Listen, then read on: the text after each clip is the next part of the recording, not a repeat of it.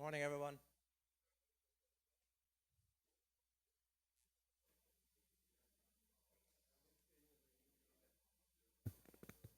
Thank you all for being here. We will now resume proceedings in Finance Committee, and we will be considering this morning, June 21st, the appropriations to the Minister of Planning, Lands, Agriculture, Housing, and Infrastructure. But before we begin, I'll ask Minister Rivers if she will lead us in prayer. Thank you, Mr. Chair. Shall we pray? Heavenly Father, thank you for your continued blessings on these islands, our home. Father, bless each and every one of us today as we continue to do the people's work in this honorable house and in Finance Committee. Grant us the wisdom, strength, determination, and clarity of purpose, Heavenly Father, to continue to do your will in the best interests of our people and our country. Bless our families, communities, fellow citizens and residents of these islands as we work together to build and support our country for continued prosperity and sustainability. In your name's sake, we pray all these things. Amen. Amen. Please be seated.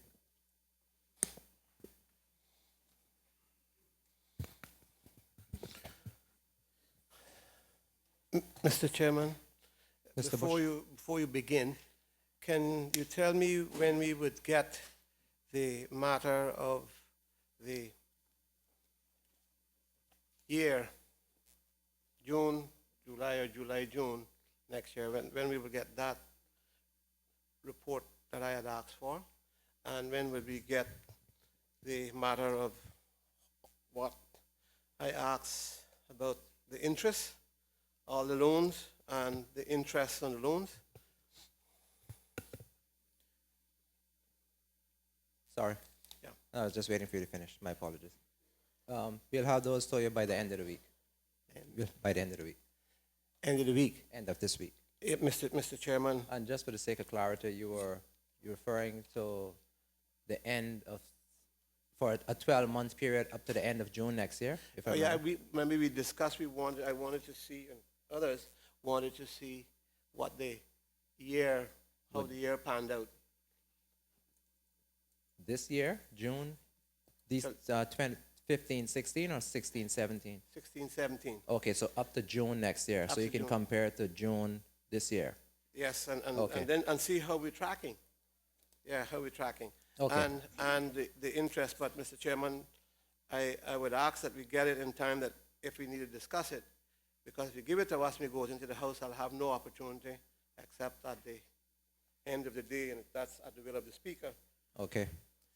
So either way, you're at the will of the We speaker. have to, if I get it here, I can ask you some questions on it, or we can ask you some questions on it. Sure. And if it goes to the House, if I get it at the end of the Finance Committee, I will not be able to raise it. What would you do if you were in my position? What I would do, or I would have told you not to do an 18-month budget. But if you had done the 18-month budget, what would you do if you were in my position right now? If I would, tell the truth, cost it what it will. What would you do? Would you give me the 12-month budget before the Finance Committee is over? Of course I would do that. Okay, I'll do it for you too. I know you're a good Christian. Oh, you hear this, Chairman? Here?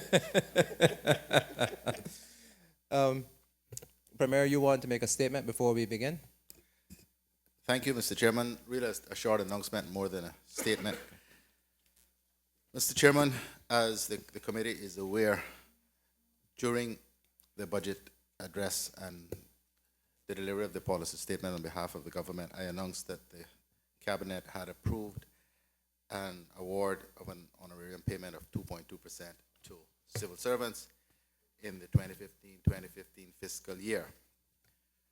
And Mr. Chairman, I just wish to announce that after further consultation, the Cabinet has agreed to extend that to the staff of statutory authorities and government-owned companies, provided the payment does not result in any supplementary expenditure request by the statutory authority or government-owned company from the government, and that the payment does not require any additional cash injections into the statutory authority or government-owned company from the government. Mr. Chairman, we believe this is the just and equitable thing to do. Thank you, sir. Mr. Chair, ask the Premier why don't he consider looking at giving a bit more within the budgets to those who are making 4,000 and less or 5,000 and less, 4,000 less, whatever figure it is.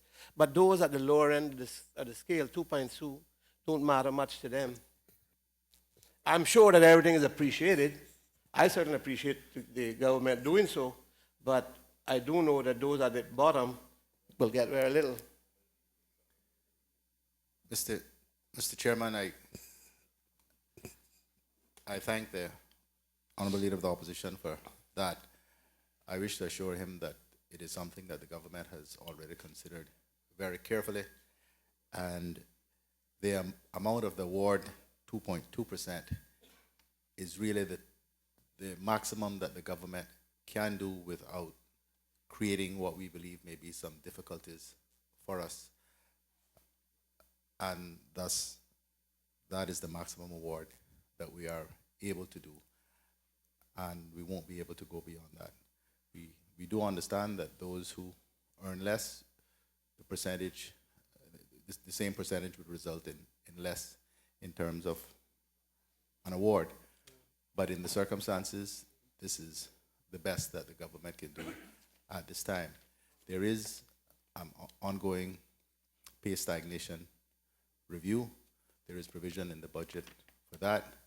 The government did grant a 2.5% honorarium in the budget before last, and we granted a 4% cost of living increase in the last budget. So it is not as though the government has been insensitive to the pay issues. In fact, out of 4 budgets that we have brought to this House, civil servants have received some significant payment, whether it's cost of living or an honorarium. Thank you, Mr. Chairman. I would still prevail on the Minister to look at it. And in regards to the pay increases, I'm sure everyone appreciates it. We just thank God that we raised the fees when we did to be able to get it. And I'm sorry to disappoint the Leader of the Opposition, but it doesn't apply to legislators. Disappoint me? You better look askance. Thank you, gentlemen. We will now proceed to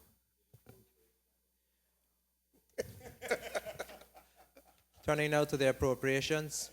PAH1, advice and support to the Minister of Planning, Lands, Agriculture, Housing and Infrastructure for $3,040,296 on page 143. Are there any questions? Mr. Miller? Mr. Chairman, I have a question on the third amendment to the NRA agreement. I just wonder why it always seems to be junior officers signing these agreements. The original agreement was signed, as I recall, by the deputy chairman of the NRA, and this one is signed not by the chief officer responsible, who I understood laid the negotiations. I'm just wondering if there's any particular reason for that. Mr. Chairman, there is no particular reason for it except precedent was set years ago with regards to agreements of this nature where the cabinet secretary signed on behalf of the government, but also the chairman of the NRA signed the agreement too. No? The managing director, sorry, forgive me, the managing director of the NRA signed it. The original agreement?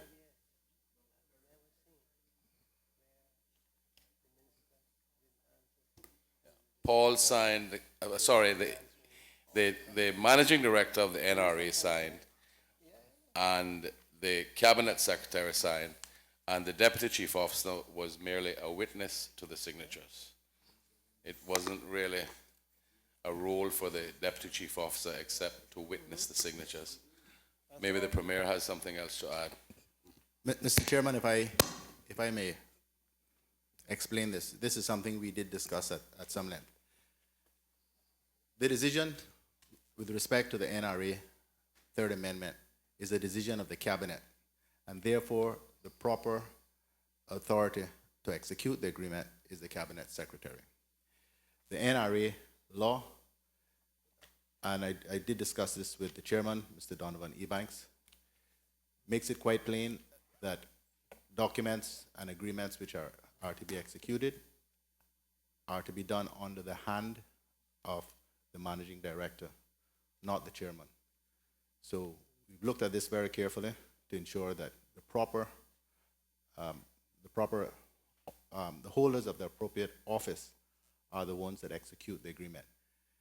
We take the view that these agreements are not to be executed by ministers or premiers or chairmen of the boards. They're to be done in accordance with the law and the convention with respect to these matters.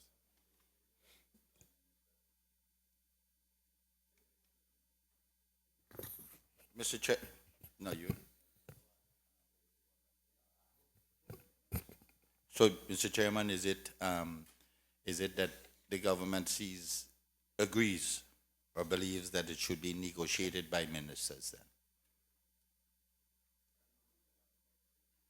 You say it should be executed. I'm asking, who does the government see as being with the proper authority to negotiate these agreements? Mr. Chairman, I'm sure that's a rhetorical question because I know my friend, the member from East End, knows the Constitution as well as I do.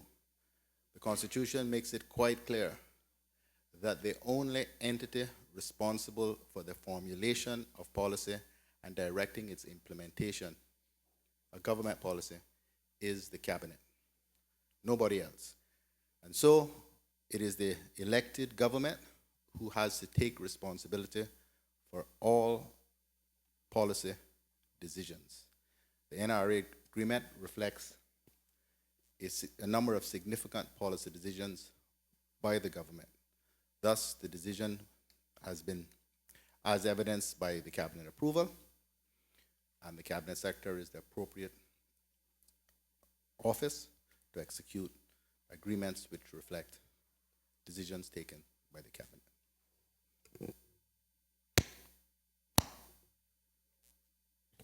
If there are no further questions, we'll proceed to vote.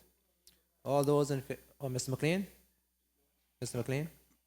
Mr. Chairman,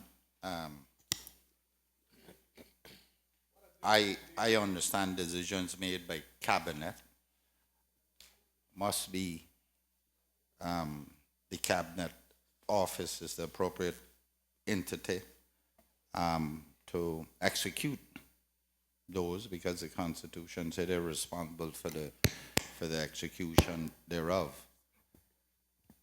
That really was my question. My question was, does this government take the position that whilst that is true that the cabinet office or the relevant entity, in this case NRA, to execute them, who is responsible for negotiating them? Mr. Chairman, the negotiations with respect to the NRA agreement were carried out by myself, Minister Tibbetts,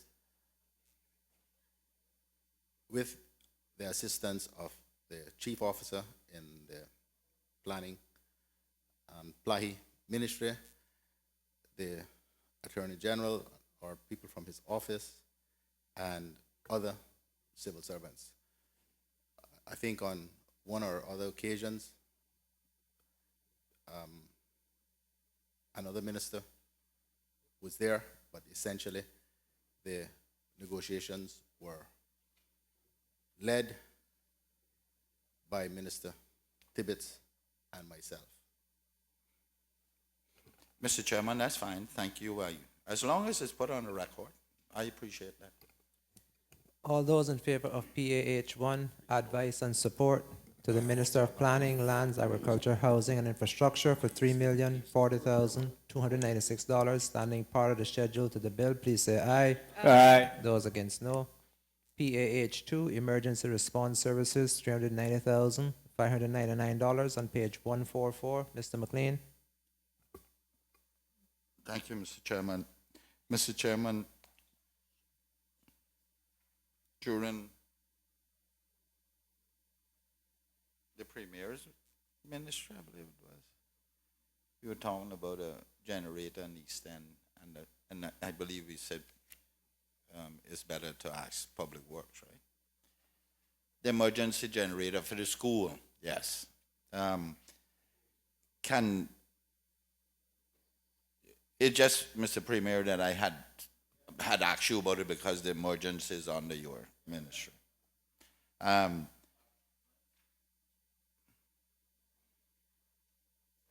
Maxim, no, just pop out.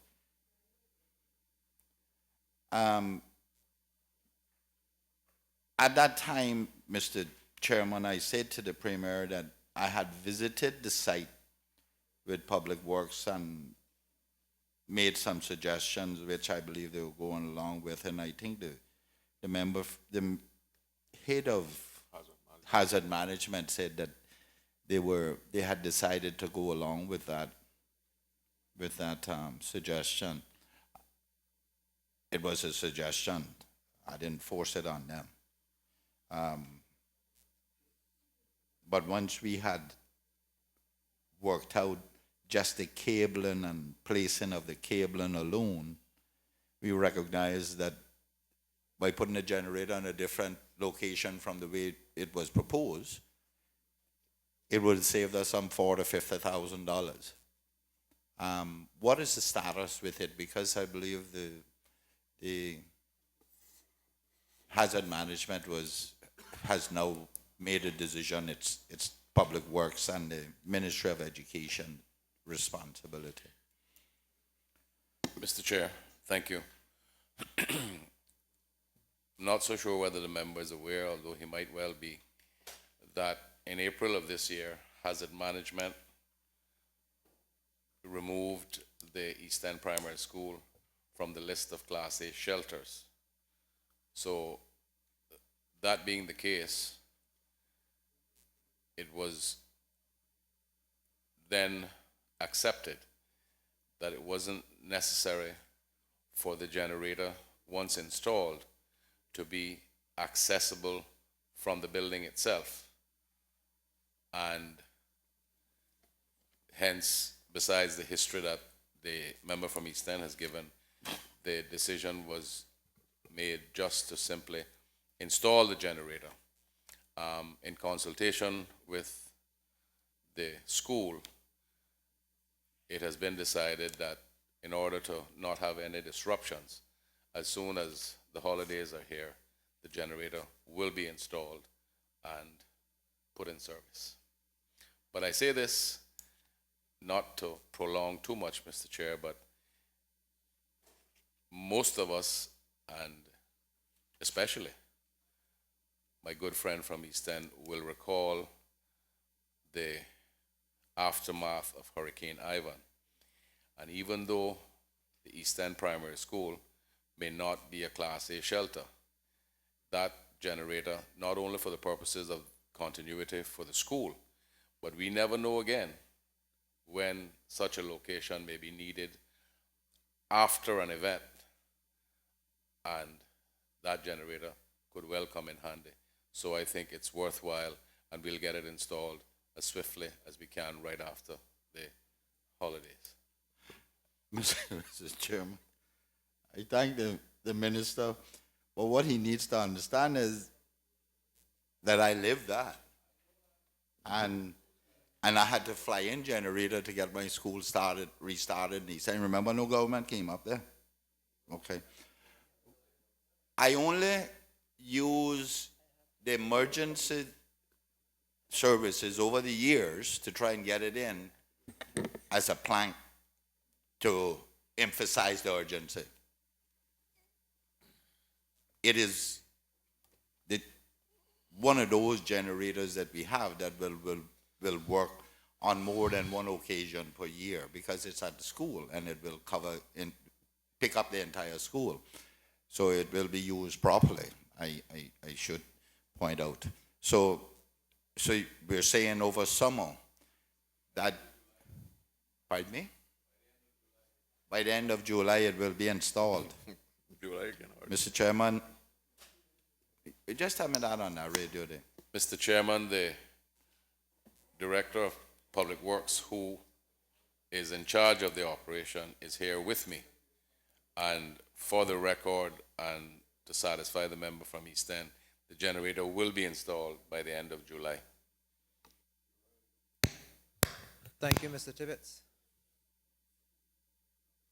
Mr. Chairman, I thank the member for that. Is that an outside generator or an inside generator? Self-house or exposed house? No housing around it. The generator apparently is not standalone, so it's going to be installed and there will be housing put around it to protect it. As I recall, today's 21st of June. 40 days. Yeah, I'm fine, Mr. Chairman. Just need make sure that 40 days on the record.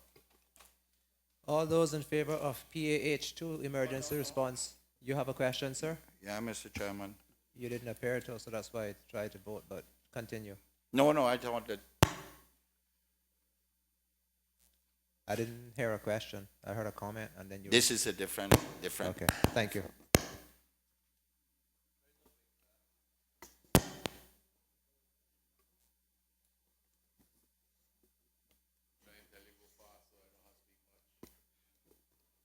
Man up now.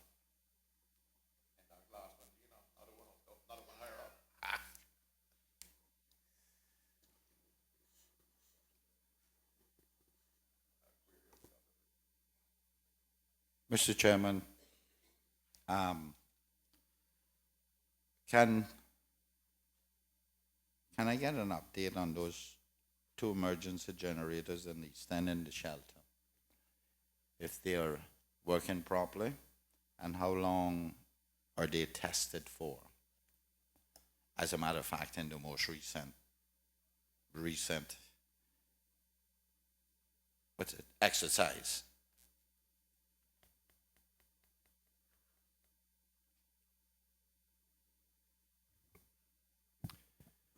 Max Jones, Director of Public Works, through you, Mr. Chair. All generators were tested in the May hurricane exercise, and all generators at all shelters were operational at that time. We now have a new service level agreement signed with HMCI, which attempts to lay out very clearly the responsibilities in generator maintenance. Public Works are responsible for the electrical maintenance of the generators in this agreement, DVS for the mechanical maintenance, and HMCI, who now have a person in charge of hurricane shelters at HMCI, they are now responsible for all fueling issues. So Public Works' role is one of electrical maintenance. Okay, Mr. Chairman, can I ask, under what conditions and how long was it were those generators tested? We on our checklists now, we actually have a tick box to after previous years discussing this, to ensure that they are run for a period. So the tick box on the generator list requires the technician that's testing to confirm that it has been run for a number of hours under load. Yeah, and load is defined as having air conditioning, lights, etc. on. And currently we're testing those generators every 6 weeks during the hurricane season. Mr. Chair, if I may just add, I am learning from DVES that the mechanical side of it is done on a monthly basis during the hurricane season, and that check is up to date And outside of hurricane season, it's done every other month. And about the time? What length of time are they run? Under load, yeah, the operation, the test, yeah.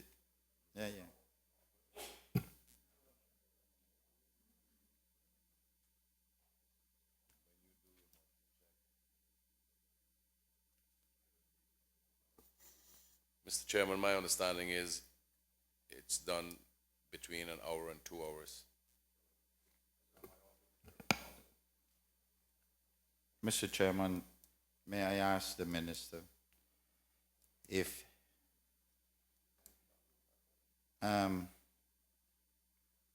we're going to use these generators for emergency purposes, we check them once every 2 months, once a month, and we only run them for 1 hour.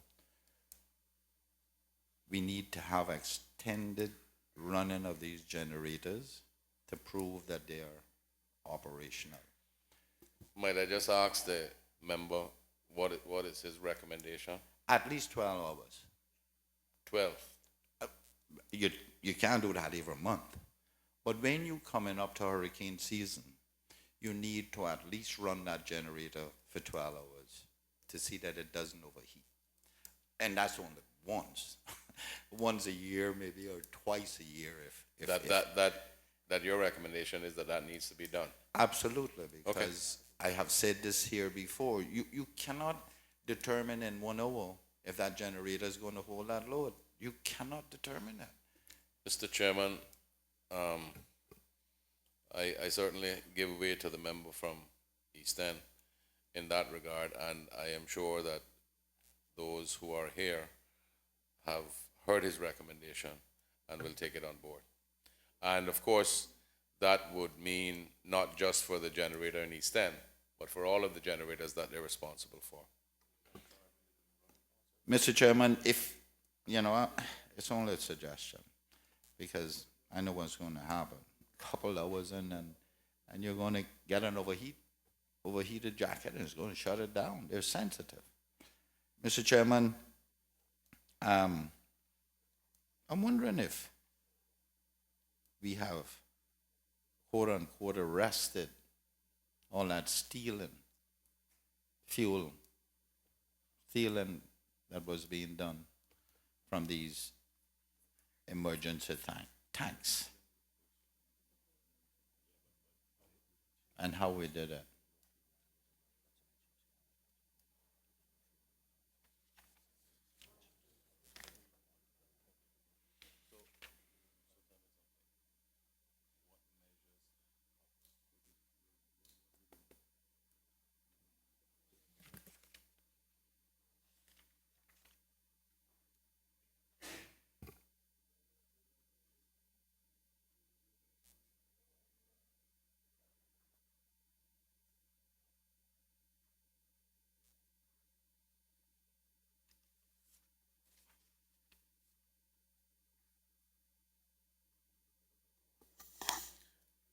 Mr. Chairman, I'm trying to put this together the right way. There have been no reports in recent times of any stealing, but I remember when, I think it was last Finance Committee, that there was a question about how much storage should be in place at each location, how much storage of fuel. The Department of Vehicle and Equipment Services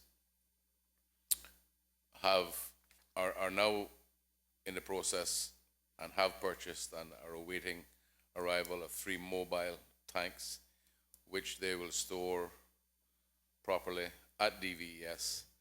And the purpose of having those fueled up all the time is so that they can deploy fuel within a matter of an hour to any one of the locations on an as-needed basis, which relieves the need for having the tanks at each location filled for times of need. So, Mr. Chairman, am I hearing that the answer to the theft of fuel was to keep the tanks empty?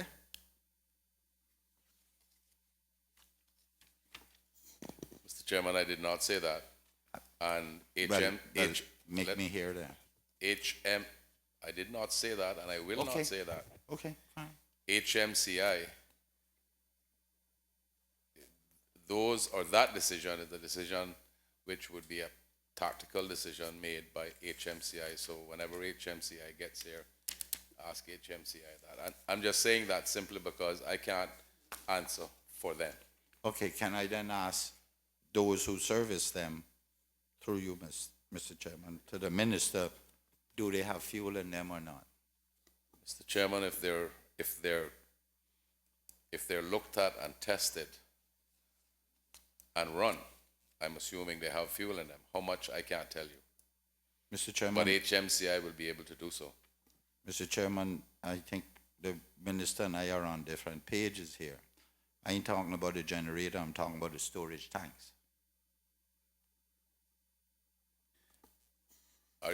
Is the member saying that the storage tank isn't supplying fuel directly to the generator? Oh, sir? That's separate. Yes, sir. Okay. I don't know. As I said, HMCI is who deals with that part of it. Mr. McLean, any more questions, sir? He answered. He said he doesn't know. But they do the maintenance. That's why I asked that, sir.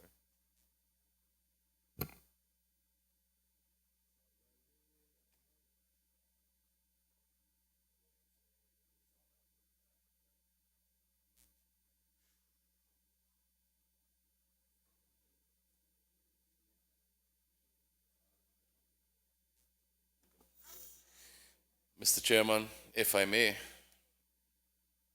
just to see if what I'm going to say is halfway satisfactory. So we have an initial fuel tank for the generator, which is along with the generator.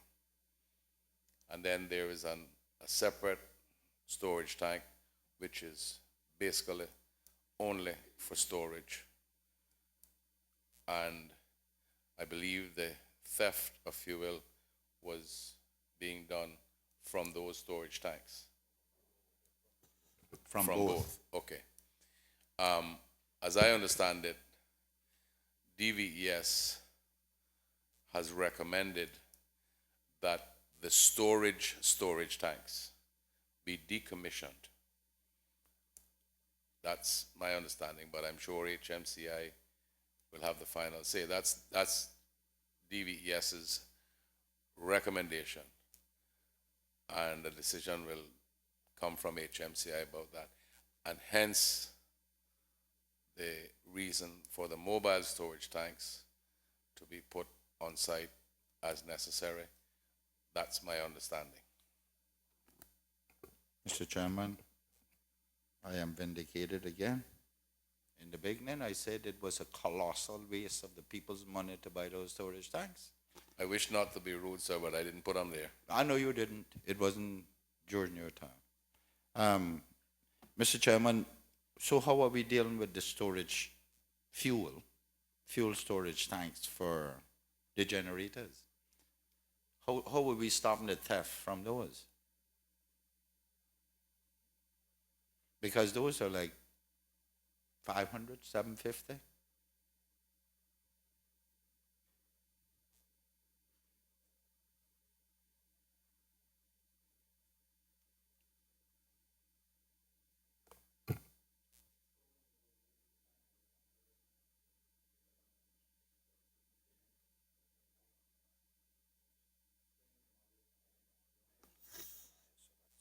Yeah, Mr. Chairman,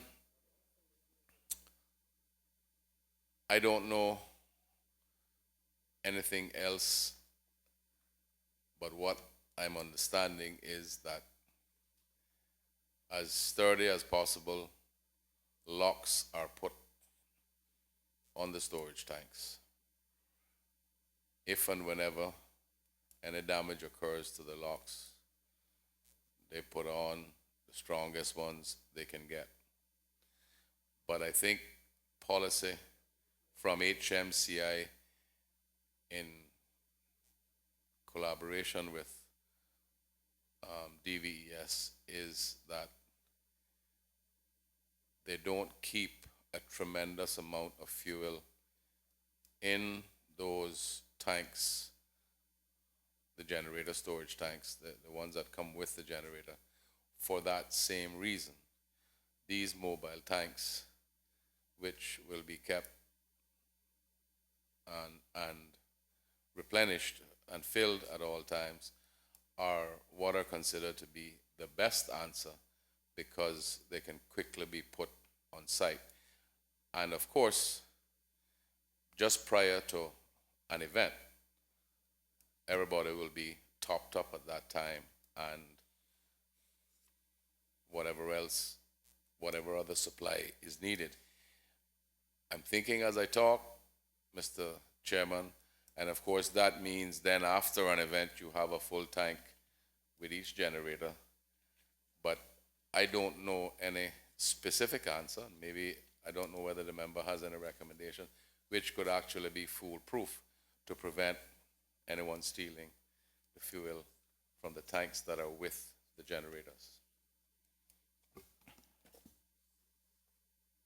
Mr. Chairman, I don't know if we're talking at cross purposes. It's not your fault. It may be miscommunication. Let me give you a scenario of East End shelters. You have at the East End Civic Center, use it as an example. The East End Civic Center, the William Allen McLaughlin Civic Center. We have a storage tank of about 5,000 gallons, which is for the purposes of emergencies, storm, disasters, or whatever, which I said we shouldn't have bought. We should have had wheeled tanks where we could deploy, which is what we resolved that one. We have a generator, which is self-contained, has its own tank underneath it, which was 500, 350, something, which runs for 5 days. We have an additional tank.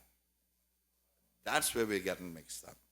We have an additional tank that was installed when we did the ones that I disagreed with. And disagreed with this one too. Well, the generator has a tank. Let's forget about that. And we got two more. And that's where all the fuel was being stolen from. So you see, you have decommissioned this one. 2 years ago, we established that those tanks, the two additional tanks, were constructed of steel. 2 years ago, I said that once Mr. those Chair, tanks... can you please just give me 1 second? What I'm understanding from DVES is that their recommendation is to decommission both of those tanks. Oh. Yeah, because now we're getting a little closer to the solution. Because as soon as you start using that metal tank with fuel, diesel or gasoline, and you pump it down, condensation is going to rust the tank out. We established that 2 years ago, and nothing has happened. Those tanks, when you go put, if you're trying to avoid theft by emptying them, you're creating another problem. And they're going to rust inside, and when you go put fuel in them, then the generator can't run off them, nor any cars can run off them. So we're creating numerous problems for ourselves. And So- that I established 2-3 years ago. Okay, so Mr. Chair, if I may, perhaps everybody, including the member from East End, can lean on HMCI to make sure that the recommendation is accepted. And then I think we should be okay after that, especially with the mobile ones, once they're on hand. Chairman, something has to be done because within the disaster, you have another disaster when no vehicles can run the country.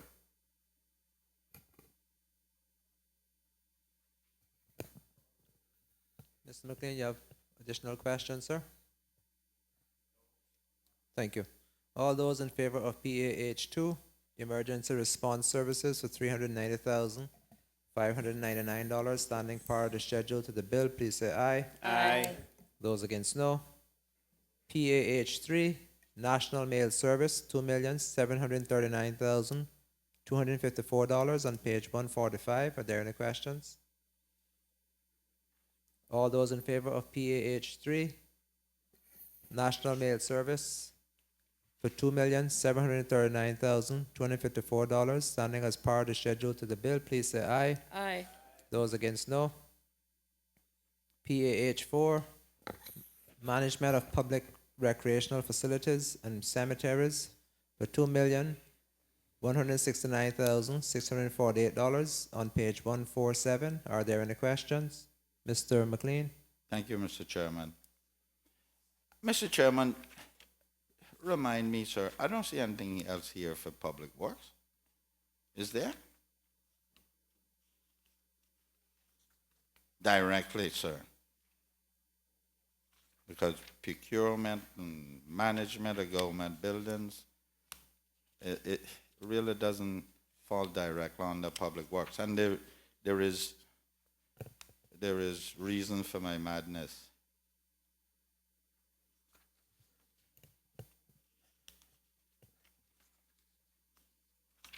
No, there isn't anything else here for them. Mr. Chair, PAH 8 and PAH 10. Yep. Management of Special Projects, that's Public Works.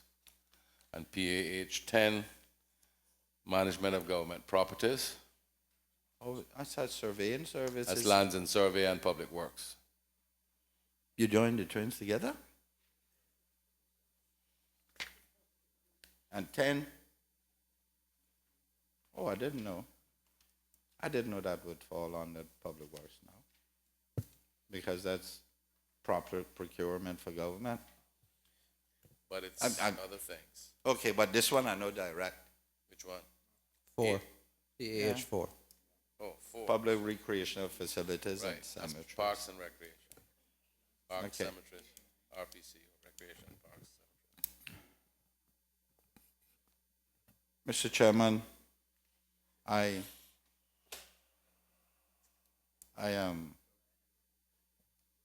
and I want to talk directly about Public Works now,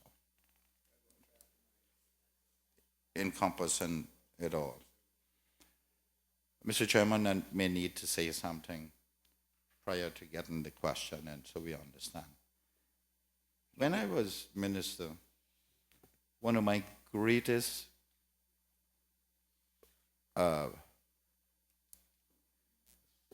Aspirations. not aspirations, Okay. was to have those kids up there, three, four of them, young Caymanian kids, who were engineers, but did not have their professional designation.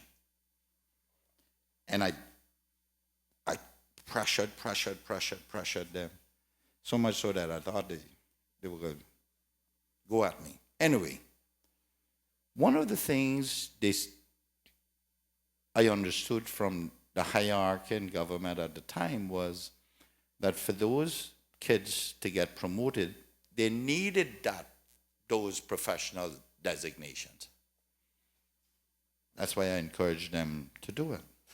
I was so pleased after leaving there that at least two of them called me and said, "Hooray, you should be glad now. We have arrived." I know one of them has since moved on, I believe. Johnson. Jack Johnson. I believe he has moved on. But one is still there. And then we hear Mr. Franz come here, which we'll deal with a little later, talking about saying that Hollywood, the day of Hollywood is over. No more acting. I wonder what happened with that young man up there. How long he been acting and what's preventing him now from being confirmed.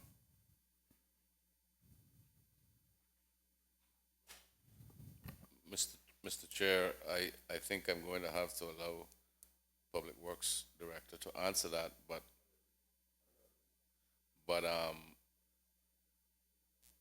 is it that it's best not to call a name, or for sure they'll know who we're talking about? Because I don't know who you're talking about. The long hair one that up there. Okay. I don't know. I don't remember his name.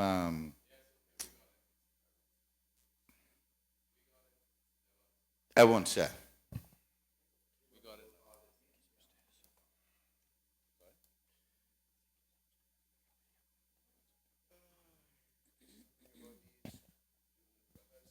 Max Jones, Director, Public Works Department. So we were delighted that Mr. Evans got his professional architectural qualification, his AIA, last year. When he received that, prior to that, he was in designate executive architect at a pay grade below the executive architect post. On receipt of that qualification, he was immediately promoted to executive architect, and he's now on our succession plan and with a career development plan which points at his next progression job being deputy director, and also identifies future possible jobs, director and other such jobs. Yeah. So, what's his title now? Executive architect. No acting no more. No acting anymore. No. He is acting deputy director, which is periodically. I don't have a deputy director in that post at the moment. Mr. Chairman, and pardon my levity, sir, and my unbelievable hearing of these things. Mr. Chairman, if I may I ask, how many others are in public works acting? And how long have they been acting? You didn't think we would stop at that one, though?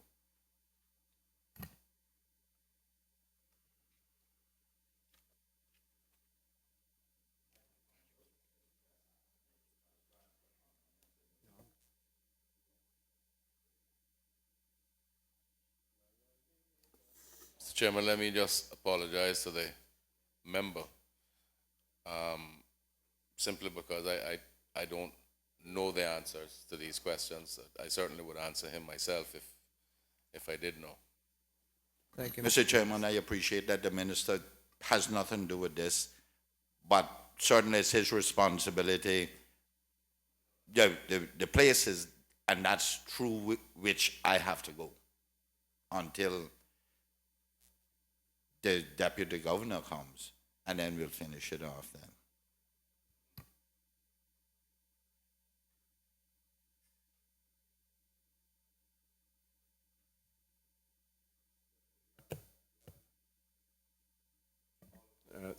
Through you, Mr. Chair. We have a number of short-term acting appointments that are covering replacements, vacations and the like. Yeah. I don't want to hear about those. The longer-term appointments. Mr. Chairman, he doesn't have to give name, he just can give positions. Yeah. Finance and admin manager, or acting finance and admin manager. How long have they been acting, sir? I don't have that exact information, but it's probably in the order of 2 years. I don't have the exact information at hand. and that is the individual is pursuing the professional qualification required for that post.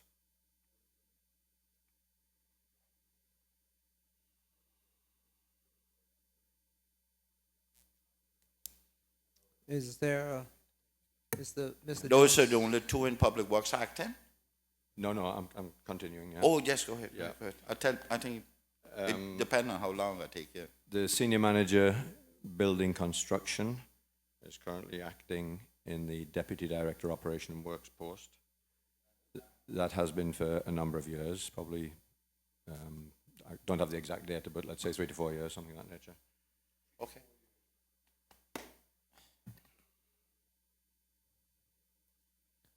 Mr. McLean, you have a follow-up question? Or can I? No, I'm just waiting on him because he can go ahead. I'll learn listen with 2 ears and watch how each other. Mr. Jones, you have more?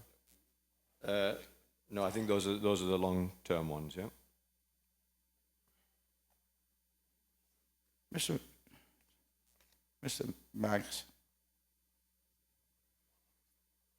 who manages this one? Public recreation facilities and cemeteries.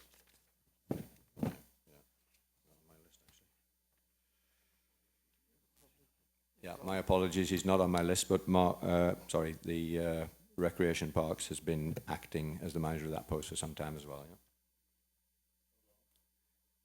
yeah. That predated his move to Public Works Department. Public Works was transferred, Recreation Parks and Cemeteries Unit was transferred to Public Works Department about 2 years ago. No. That was during the reign of Miss the Speaker. No, that not 2 years ago. This government been in 3. Maybe 3 years ago. I don't have that exact data at hand, but Okay, that'll be five. Mr. Chairman, I was trying to find out from my colleague here, but his memory is just as bad as mine.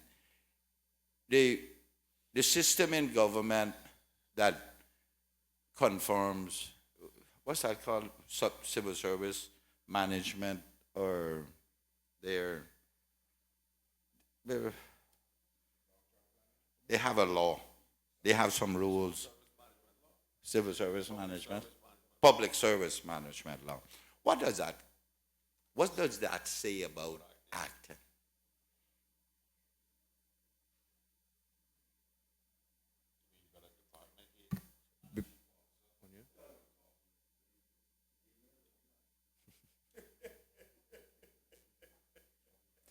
I believe it's 1 year for acting. And we have established that everybody up there that is in Hollywood has been there more than 2-3 years. Can we understand why the Caymanians have to act? Because they're all Caymanians. Everyone you call out there. I wonder why they are acting and acting and acting and acting ultra-virus of the statute. If it is they're not capable, then they're not. If it is that they require additional qualifications, let's get them to it. Why aren't they doing it? What, Mr. Chairman, I think this committee deserves to know why people like the long hair boy up there been acting 8, 9, 10 years. If he wasn't qualified, he wasn't. We have now said he got qualified, his professional designation, he promoted by still acting. Why are we acting? And did not finish here because I recognize that the Deputy Governor I hope he's listening to this and he get a list of all those who are acting. I suspect that half of the government services is acting in some form. I don't want to temper ones who are acting because the person on vacation or on extended leave because he's sick. That happens in any organization. But we can't be ultra-virus or law. I need to know, Mr. Chairman, why is it that there are so many people acting and they have not been confirmed? Mr. Jones, you might be the one to do that, the chief officer. The other one. What's your name? Mr. Alan Jones, you chief officer, because it's your ministry, sir, that these acting positions are in. Granted, you want to just get there too, and you're not responsible for that happened before. But I would like to hear from Mr. Because there are other places in your ministry, Mr. Allen, that you got a lot of Hollywood too, you know, acting. So if you could tell us what is the problem, sir.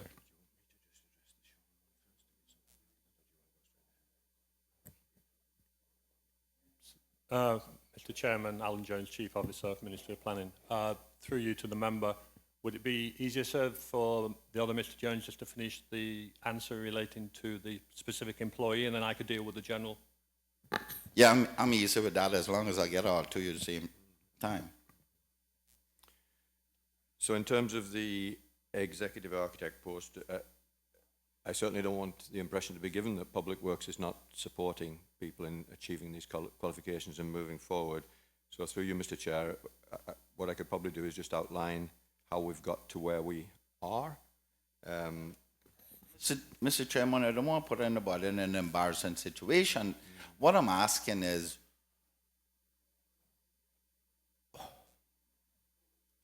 why have then all these acting positions not been confirmed in accordance with the statute that requires them not to be acting for over a year? Like even in the private sector, you don't have people acting more than, you extend the probation by 3 months or something of that nature. Why haven't they been brought up to scratch? Is it budgetary constraints? What is it? Because Mr. Max, with all due respect to you, sir, let me get this straight now. You were there for 20-odd years as a director. You reached the point of retirement. They retired you, and because there was no succession plans, they had to bring you back for us to continue as a contractor. I think that's what it's called. I am concerned that gray hair got trip these young people down, and they're not going to get an opportunity to be director of public works, because you or someone else got to be one step ahead of them every time. And it's not fair for these kids who have been there. And I say, you look pretty fit, you're pretty healthy, that you can continue for a while.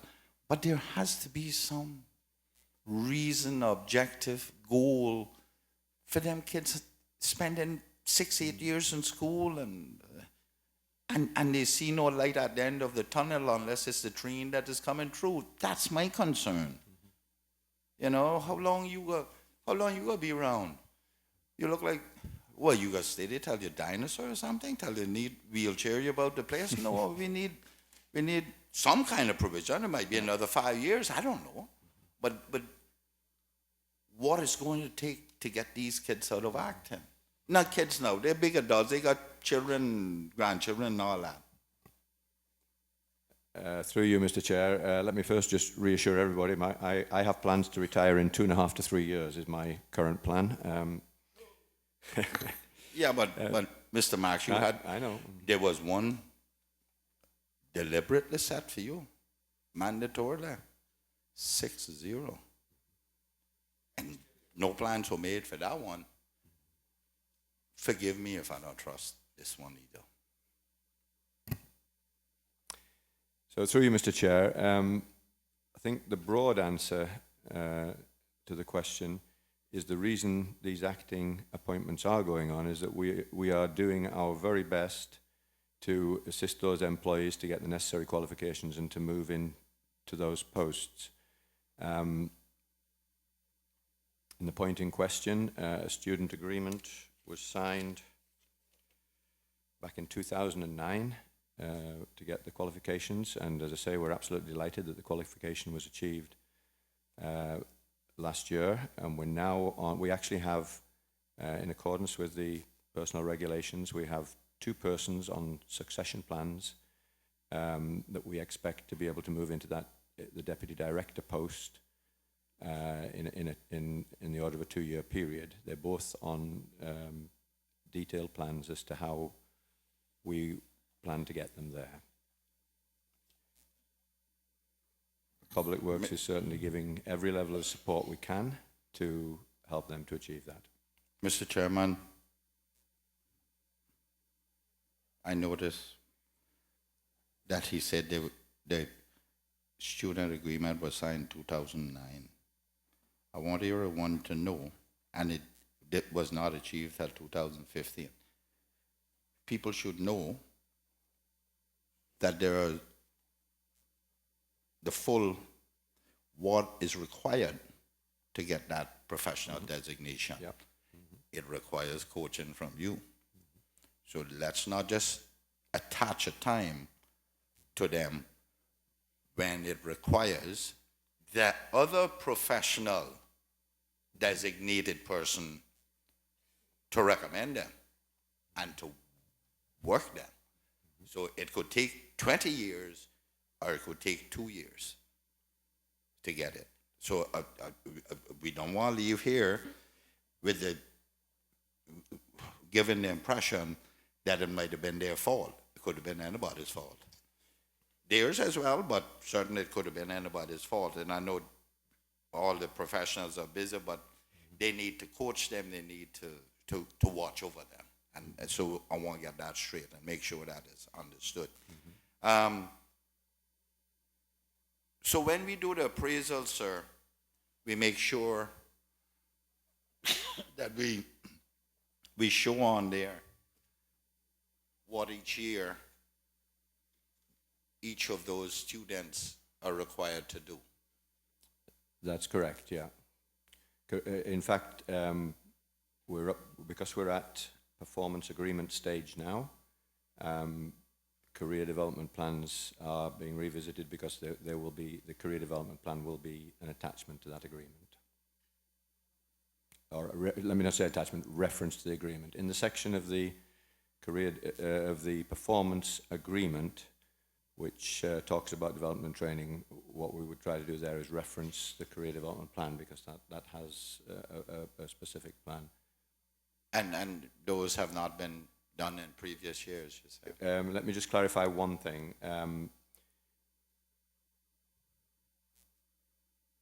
I mentioned we have 2 officers working towards that deputy director as their next progression job. In which positions you say they were? Deputy for finance and deputy for something else? Did you say? No, sorry. These are 2.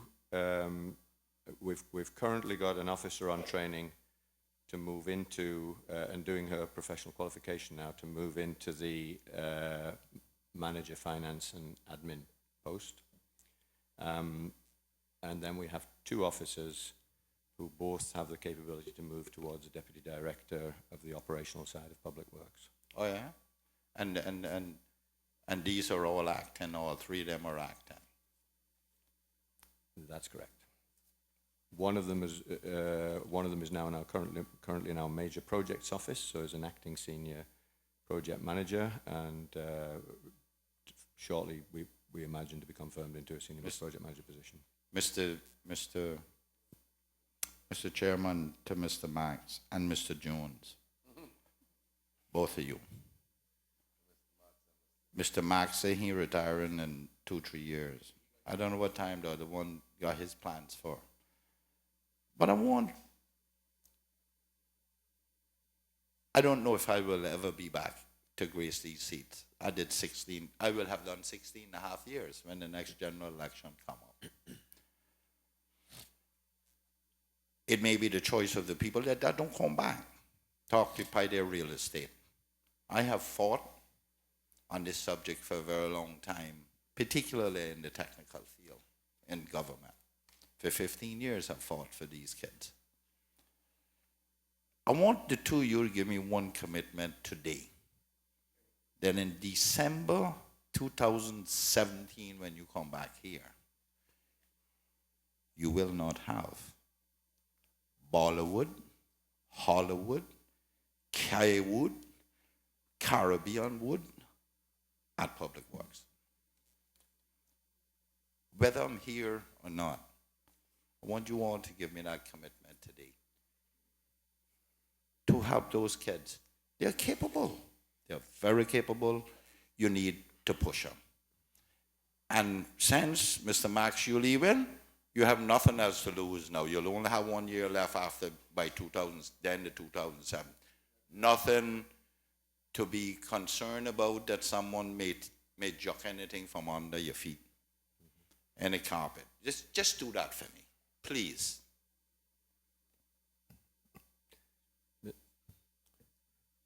Sorry, Mr. Chairman, through you. I'm concerned that the impression given is that Public Works are not supporting our graduates and our upcoming staff. I just want to reiterate we are giving full support to those employees from an educational standpoint, from a training on the job standpoint, and I'd be quite happy for anybody to speak to those individuals to actually question if they're Mr. Chairman, if I may, sir, sorry to cut you off, because what you're doing now is getting the impression they're not interested. Let's not go there. No, I'm not doing that, sir. No. Well, that's what you're doing, because you're saying you don't want to leave with the impression that Public Works is not supporting them. Well, that means they're not supporting themselves and they're not doing that. Yeah, only a fool wouldn't understand that, Mr. Jones. So let's not go there. Leave that alone, because I know that it needs support from both sides. We need them, whoever they are, to have an interest, express their interest. They need to do it, and you need to support them. That government, that is no. I ain't talking about you alone, you know, Mr. Jones, because no matter how good your plans are, if the one sitting to your right don't agree with it, your plans are, those seeds are going to be thrown on barren soil. So that's why I asked both of you, do that for me. Thank you, Mr. McLean. Mr. Jones, you were saying something? Yeah, just to say, I believe we've got a very good bunch of people coming up into these senior management positions, and totally agree with Mr. McLean that these are challenging professional qualifications to get, and they do take time, and we're absolutely committed to giving the full support, as we have been, to achieve that. Thank you. Mr. Jones, you want to say something? Yes, sir, through you, if I can. Going back to Mr. McLean's original question, and also just covering the follow-up there. You need to identify yourself, sir. Name and title. I did already, sir. Sorry, Alan Jones, Chief Officer, Minister of Planning. The clerk missed it, but thank you. No problem. Mr. Chairman, I would concur. Ministry and myself personally, Ministry and the Director have worked long and hard on making sure that proper succession plans are in place for that individual that you're talking about and others. I obviously don't want to talk about specific individuals here, because we get into situations about people's ability at a certain point in time and all the rest of it. But needless to say, Mr. Max has worked very hard on this. He's had regular meetings with the staff. We've got good succession plans in place. Ministry is fully behind the progression of these individuals. I'm well aware of when Mr. Max is likely to retire. We are trying to tie in, and certainly Public Works are trying to tie in the relevant training and experience and career progression and personal development, which is very important, the personal development side. So that by the time that the director leaves, we've got people identified with the right experience, both academic and day-to-day operational experience, to take those roles. Ministry's taken a strong role. To your point that I would somehow interfere with the plans of Public Works, I can categorically state that's not the case. I'm very in favour of what's been done. I've met personally with some of the people at Public Works in relation to this, and the Director and I speak often. In fact, Ministry itself, I have actually given Ministry money to send off some of those, both of those individuals to training courses recently over the last year and the last 2 years. So Ministry and I are fully committed to this. We understand the frustration, but obviously we still have a responsibility to make sure that individuals are put into a more senior position when they're ready. And obviously there's a process to go through that. I know it can be frustrating, but as you touched on, sir, it is a partnership. And the plan in place, I think, is a good one. And we are working towards that 2-year period when Mr. Max was talking about possibly retiring. Mr. Chairman, I thank Mr. Jones for that. But Mr. Jones, you can see my lack of, I'm talking to the Jones, I down the one CEO, yeah. You can see my lack of trust in that I entered the ministry in 2005. In 2006, I wrote a very strong letter to about getting these kids trained and getting their professional designation. It wasn't executed until 2009, and now only 1 year ago, the one got it a couple of years prior to that, got their professional designation. You see the ray gun in that? Trust but verify. You know, so you understand my concern and my reluctance, eh? Thank you. And I thank you for saying that, you know, I guess it's never too late, but they have lost 10 years of their life from when I started trying to do something about it. 10 years of a life that, yes, more experience, but could have gained professional designations in that time and given the opportunity to progress.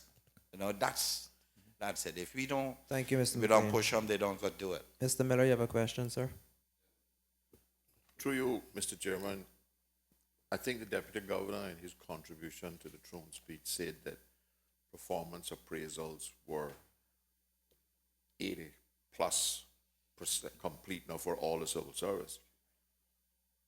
Is it safe to assume that these individuals who have been acting, particularly for more than a year, have all been receiving good performance appraisals during the period of time that they've been acting?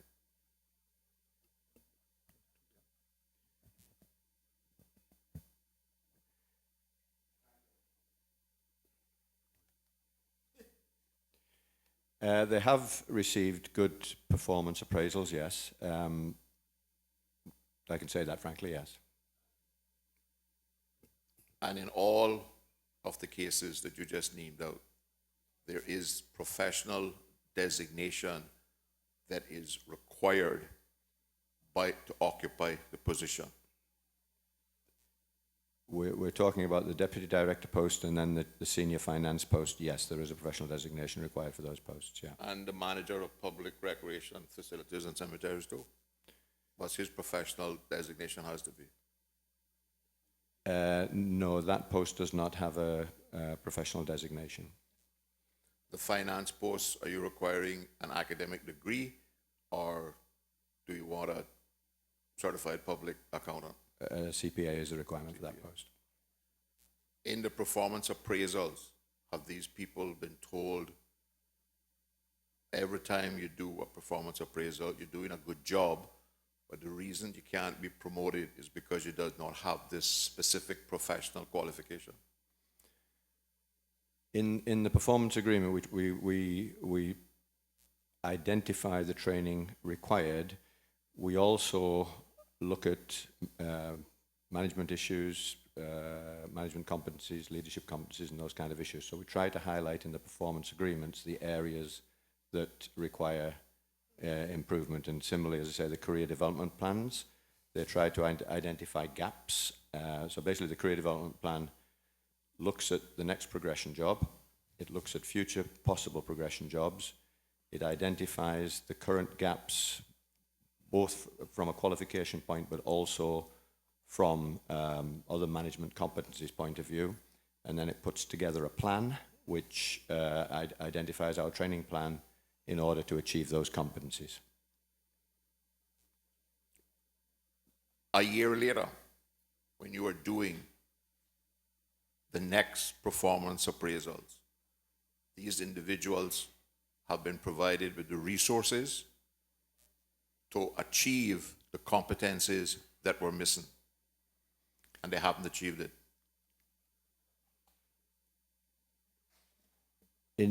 Yes, there are still a number of gaps. I mean, in the case of two of them, it's that the professional qualification is not yet achieved. Although we continue to we want to strengthen the people to the maximum possible, so we identify management areas. For instance, we've sent people away this year on leadership courses, arbitration courses, which is a very good thing to have for somebody dealing with major contracts and the like.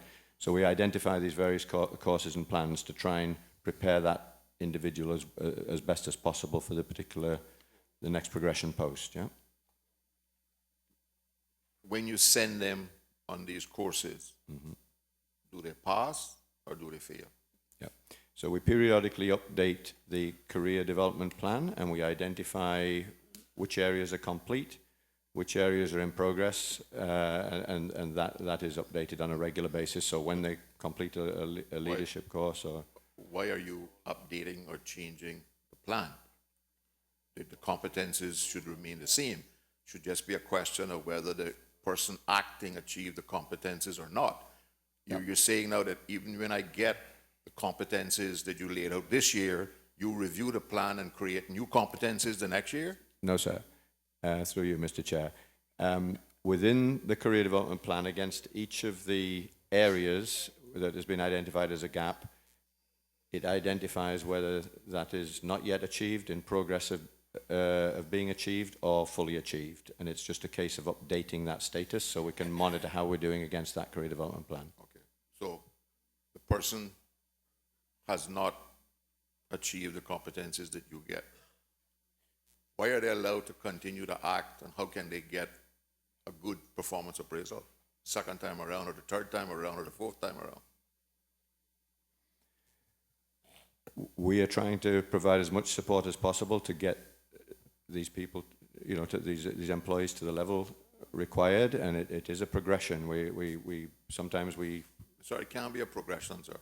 You either have competence A, B, C, and D required for this position, or you don't.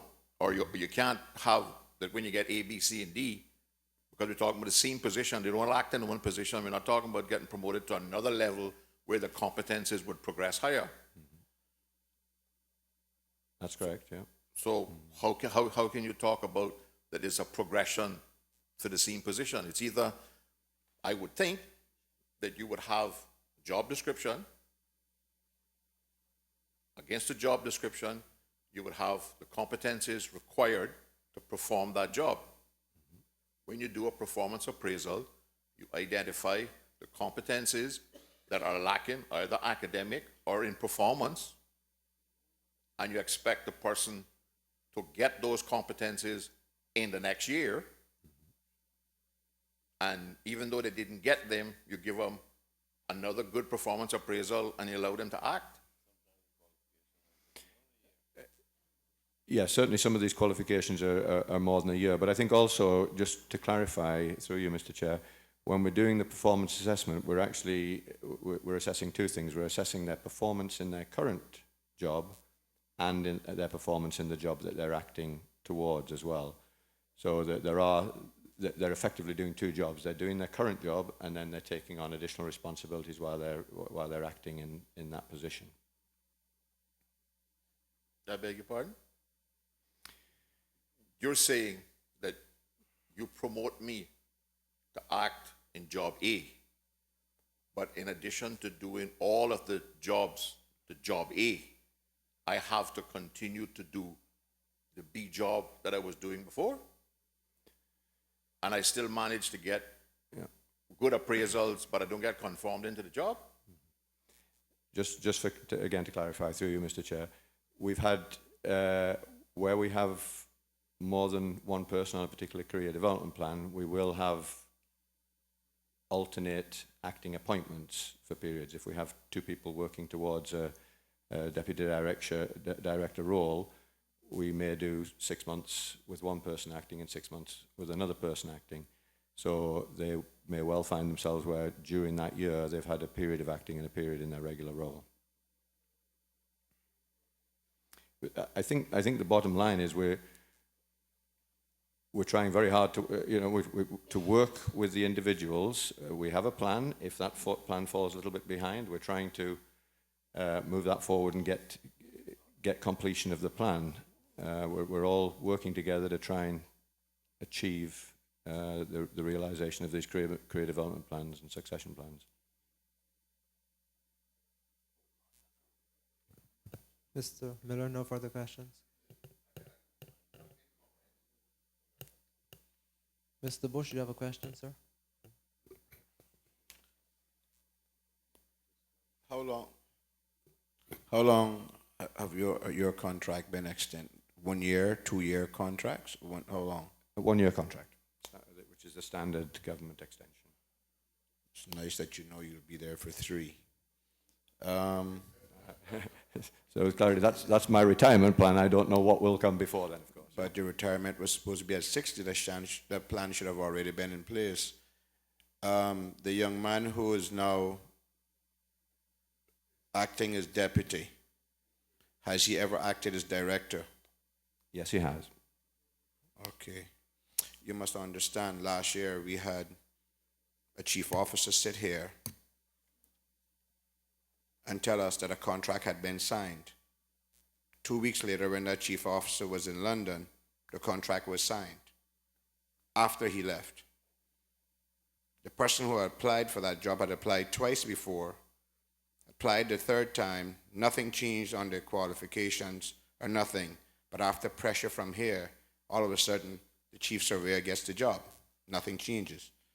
You must understand like what the member from East End said, trust, which I don't, but verify, which I will.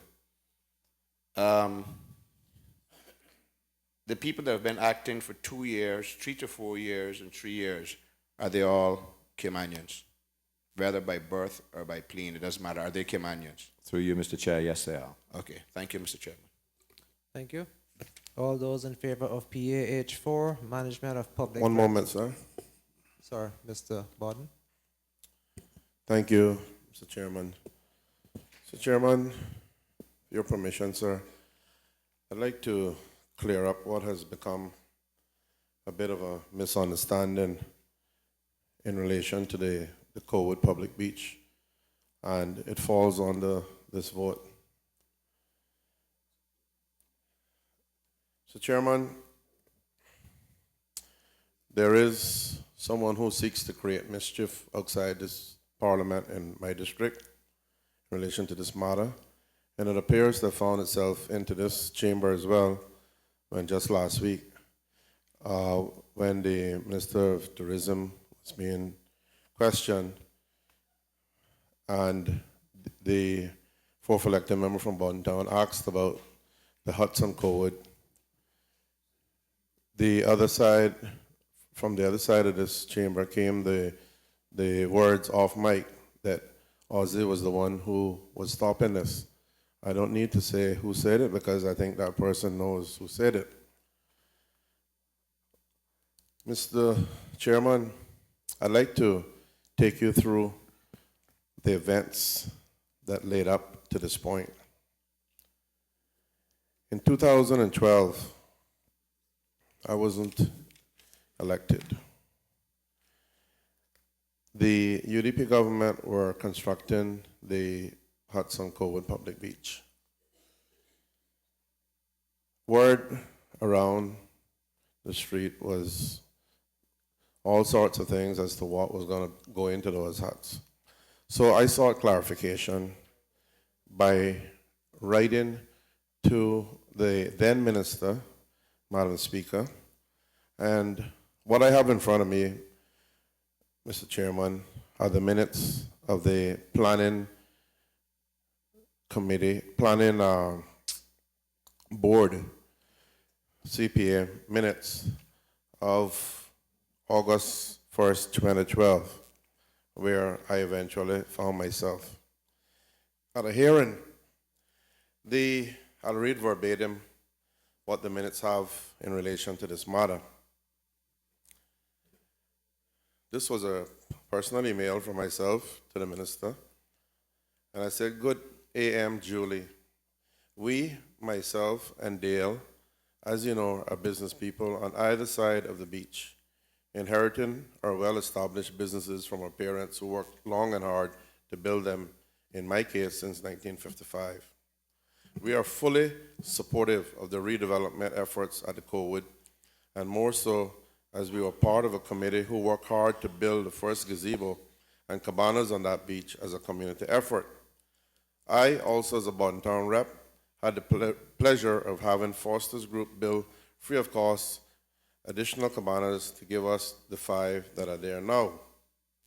What we are concerned with, however, and do not know at this time, is a proposed use for kiosks that will now be built.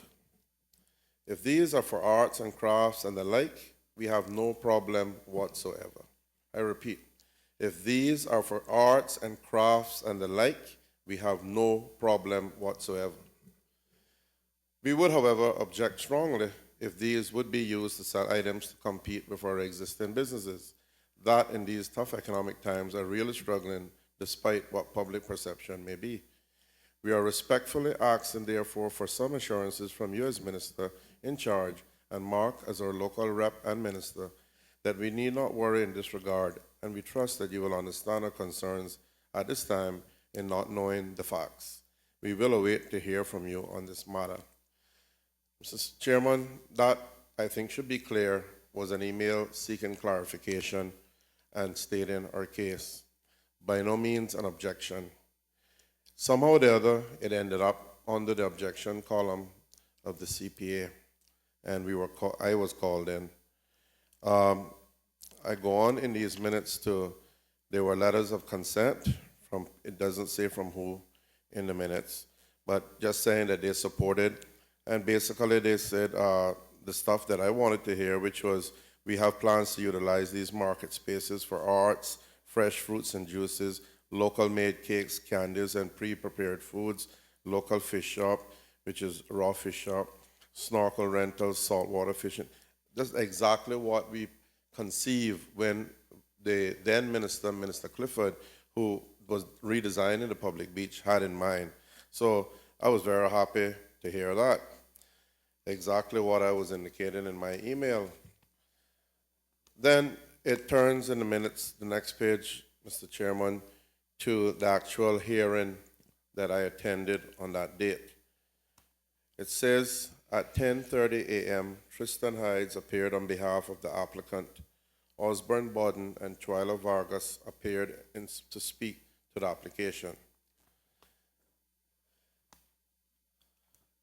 These minutes are written slightly different from how I'm used to minutes, but it says, how it has it, Mr. Chairman, is that it has the person, and then it doesn't quote you verbatim, but it says, I guess, what you indicated. So it says CPA, and on next to that, summarize the application, and I guess, so that would be like the chairman of the CPA, and and then ask Mr. Hides, it says, is Mr. Hides here on behalf of the ministry? Then it has Mr. Hides, and it has, yes, the project was initiated by representatives of Bodden Town to help tourism and the economy. They have started drafting regulations for how to tender and run the facility.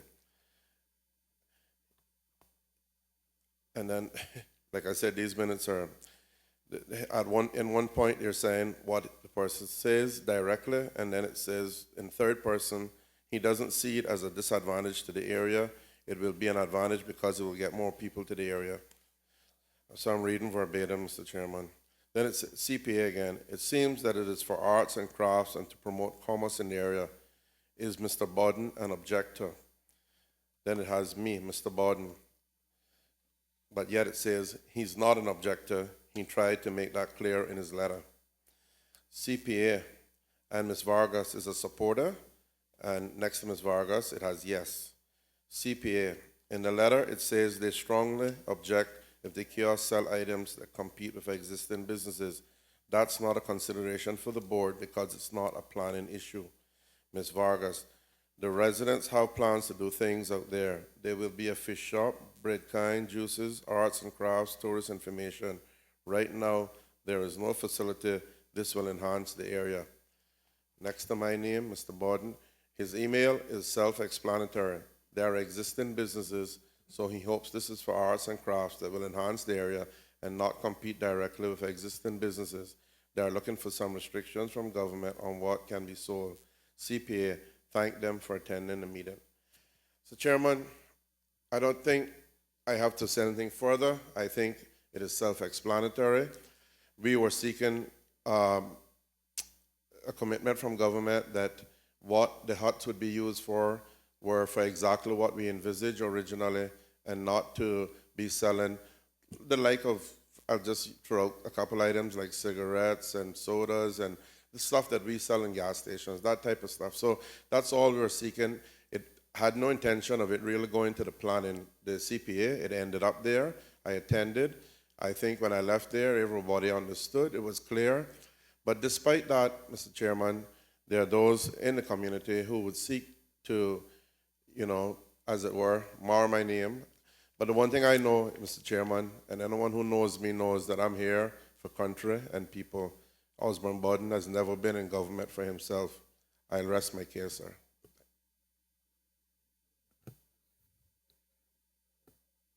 Mr. Miller, you wanted to? Yes, Mr. Chair. Through you, Mr. Chairman, to the minister. We have some difficulties in my constituency with some of the properties that this group manages, i.e., I think down at Cayman Public Beach, the sign that prohibited commercial activity has been destroyed. So that needs to be replaced, and it needs to be big and bold at the entrance to the park because people are interpreting it, because the original one was right by the dock, and people who want to abuse the park and use it for their own commercial purposes are interpreting it that it means only the dock cannot be used for commercial activity. Secondly, for quite a while now, somebody has had a container stored. For many, many months, it was a 40-foot container. That has now been replaced by a 20-foot container. But the location is such that it makes it difficult to make a U-turn with your boat and trailer in order to reverse onto the launch ramp, right? And I don't know who gave permission or whether they're charging them rent. I understand. I know that the restaurant next door, replacing their dock, use the eastern side of it to assemble their dock. And I don't have a problem with that because that didn't interfere with people using the launch ramp. But this container does in fact interfere with use of the launch ramp and space to park your boat and trailer. Mr. Chairman, sir, the member for Northside had mentioned that, I think, to me yesterday, and certainly we will get it checked out. But I think I can safely say that no space has been let there and no rent is being charged. So if it is being used for such activity, it is being done so without permission. But we will get it checked out and we will rectify the matter, because the truth is that specific location, not just for the launching ramp, but for a myriad of other purposes, should not be entertaining any type of commercial activity. And certainly that's the ministry's position, and we will ensure that it's dealt with. Also, the 6-foot public right-of-way next to the rum pipe is also be used on a nightly basis for commercial activity. So we need to get a sign there as well. Mr. Chair. Mr. Chairman, thank you. Mr. Chairman, again, we did have that conversation, I think yesterday also. And I say this publicly now for very good reason, and I hope it reaches the right ears. There is a public open space right next to the Kaibo Bar and Restaurant. I see some activity there, which from all appearances seems to be commercial activity. It's to do with kayaking. I have seen exactly where the member from Northside is speaking about, right next to the 6-foot public right-of-way, or in the 6-foot public right-of-way next to the Rum Point Club, alongside of their beach area. That too has no permission. I know that there are evening trips for the kayakers which are arranged in that area. And certainly, Mr. Chairman, from the ministry standpoint and from a personal standpoint, I do not have any difficulty with that activity.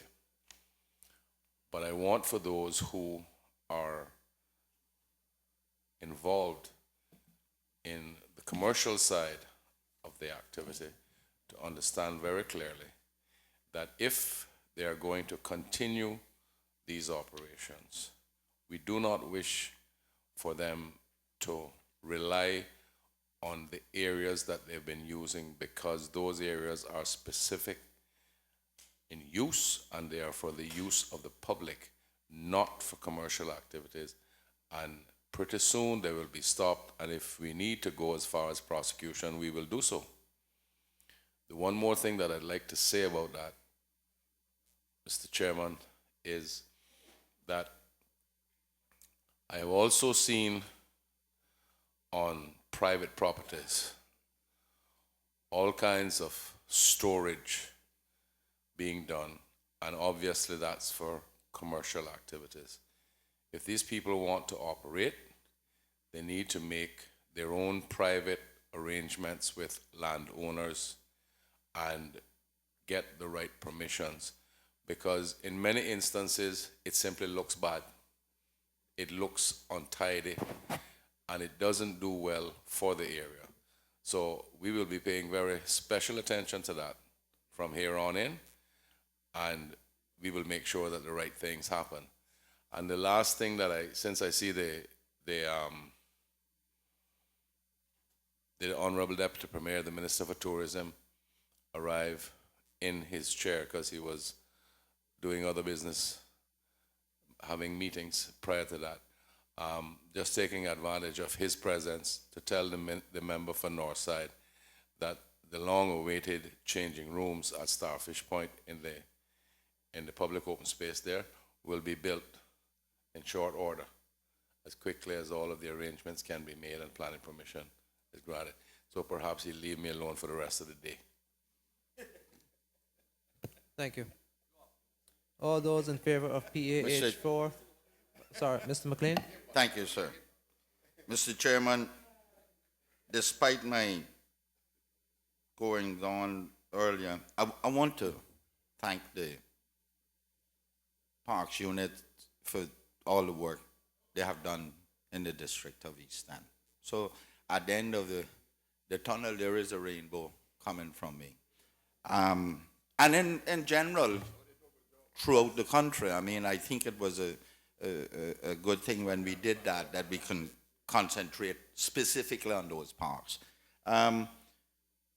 However, I have two requests. One, I just hear the minister say that in that north side they enforce the signs that we had put up there years ago, no commercial activity. I would respectfully ask. I had here to ask who was enforcing that, but now that I hear that you are enforcing it, I would respectful ask that you do it elsewhere also, because there's going to be some problems down at that lobster pot. There's some confrontation going on there that is unnecessary. The launch ramp between Lobster Pot and this catboat club. I'm reliably informed that there are people there, dive boats, accosting the fishermen. So we have to be careful with that there. You know, fishermen have all kinds of instruments in their boat and that kind of stuff. We need to be careful with that. And the other thing yes. And the other thing I would respectfully ask for is the Frank Sound dock. The dock needs repairs, but it's the ramp. It needs to be dug out like we did the one at the East End Heritage Field. A number of the people in that area, well, on my side of Frank Sound, because for some reason or the other, they put that dock right where the electoral lines go across the middle of it. So Ezra thinks that he owns one piece and I have to be responsible for the other. So I would respectfully ask that. I certainly would not try to take it away from both of you. Absolutely not. I wouldn't make that attempt at all, sir. Yeah, because you know both of us are coming with guns I know blazing. that. I know that. Plus what a little girl carried to school. As much as I'm enjoying this, we're going to vote. Thank you. PAH4, Management of Public Recreational Facilities and Cemeteries to $2,169,648 standing as part of the schedule to the bill. Please say aye. Aye. Those against, no. PAH5, Agriculture Regulatory Services to $2,734,834 on page 148. Are there any questions? Mr. McLean, you have a question? Thank you, Mr. Chairman. Mr. Chairman, I know that we have honored TP about livestock, but there are two votes here for the Agriculture Department, and I don't have a problem with us dealing with both if we can ask questions about that livestock under this. My concern is that there was a budget for this year, and I don't see any for the livestock. Did we bring in a livestock in this financial year? Mr. Chairman, I want to be careful because I don't want it to appear like people haven't been trying to do what they're supposed to be doing. But I still have to state the facts. First of all, we did get a shipment of goats in for the farmers. Okay. But Mr. Chairman, I am into the second year now of getting agreement with all of my colleagues because of explaining how acute the situation is. And I just want to take 1 minute, Mr. Chair, please forgive me, not trying to keep it going for too long, but just to explain this.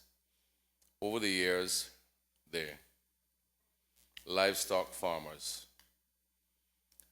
have really been working hard since the abattoir has been put in place, and even the satellite butcher shops that exist.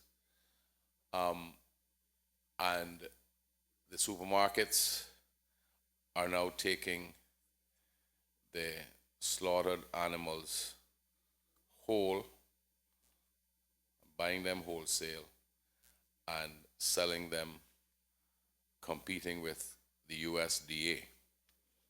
The demand has increased tremendously because everyone is satisfied now that the animals are slaughtered under the right conditions and proper hygiene is involved and everything else.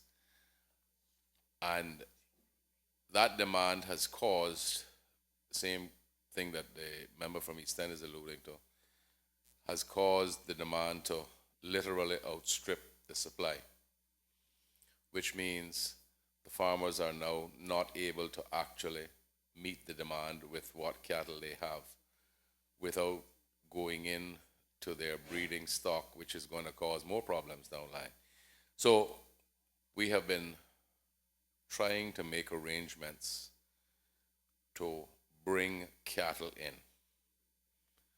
We have done so, and we have tried, and the ministry itself is not who has been dealing with this. It has been the society and the actual livestock farmers who have been dealing with it. And they have not been able to make any specific arrangements to this point. We have agreed to deal with the society. They recently went on a trip to Florida, and I am told that they have firm arrangements with a supplier, and the government has agreed to a loan to finance the purchase and arrival of somewhere between 80 and 100 head of cattle. Once we can get them there, the society will take delivery of the cattle. They will sell the cattle wholesale to the livestock farmers. And the plan is to get that going between let me not hope for too much, but to get it done at least 3 times within the coming fiscal year, at which point in time everybody should be back on track. They should have enough breeding stock. They should have enough animals to slaughter on a regular basis, as the demand calls for. And at that point in time, the animals should be in Cayman for long enough to be called Caymanian livestock, plus as the breeding program continues on. So I am very hopeful that this will actually occur very shortly. I'm told that within a day or two, I'm supposed to be getting a full report of the trip and what the plans are for the purchase, so that we can deal with that situation and get it going, sir. So that's where we are. Mr. Chairman, I thank the minister for that. But, Mr. Chairman, through you, why don't government just do it?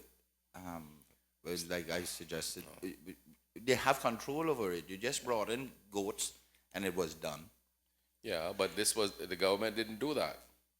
It was the society and the members who, Mr. Chairman, just if I didn't mean to interrupt, although I do mean to, but not for any other reason than to explain. The big problem with the whole thing is, when the government deals with it, all you hear is complaints about they didn't get to go and choose the animals, they don't want this one, they don't want that one, and that's from experience. And I certainly don't want to have to get in the middle of that again. Understood. But it gets worse the other way, in that it's very subjective, and there are people who don't get. No, let me finish. How this is being done is that the society is the government is going to give a loan to the society. The society is going to be in charge. The animals will be kept up by the agriculture department, and the farmers simply come and buy the animals. And the price is an agreed price. The government cannot bring animals in and just distribute them to the farmers. Not in a position to do that. No, Mr. Chairman, I didn't suggest that you were saying that. What I'm simply saying is, if the government do what you're saying, then I think it would be much smoother. Here's why. A few years ago, I went through the same thing. You mean if the government instead of letting the society purchase, Right. if the government purchases? Purchase and put them there, and those who come, pick out whichever one they want and go. I'll talk to you off mic. Okay, all right, fair enough. The other thing is, the bulldozer. No, the director told me that a few weeks ago that the bulldozer was back up and running, and they were going to start for rent again, the fuel, whatever it is, being able to loan it out or whatever. Mr. Chairman, through you, to the minister, again, I beseech you, get an excavator to do that with. Our terrain is not conducive with that D6. Not all of it. Some of it. So if I understand the member correctly, what we're saying is that we should have two pieces of equipment available to us, is what you're saying, You only need one, the excavator. instead of the bulldozer? Yeah, instead of the bulldozer. The bulldozer is the blade, despite its six-way ability, is not conducive to outcrops. The terrain, you mean? And it takes forever. If you get around, pick around it, it takes forever to get it clean. An excavator, and with 4-foot wide bucket, is much better to move trees, tear things down, and clean the land much better. So, I don't know. You know, you may get a few $1,000s for the bulldozer and put it towards getting a 330. Mr. Eden? I am,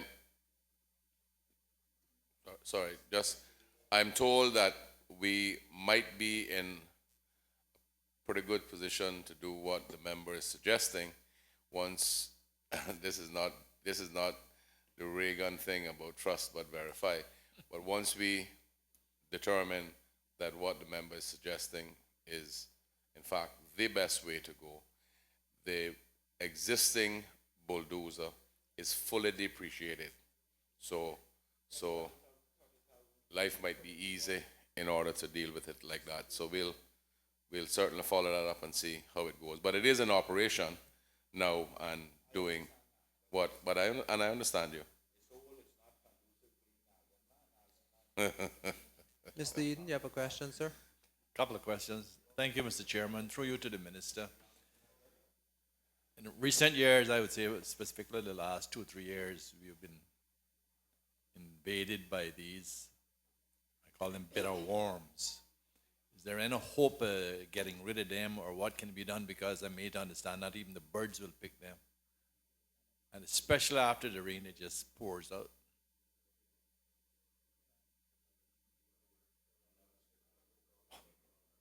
What? Yeah. Yeah, like a shell on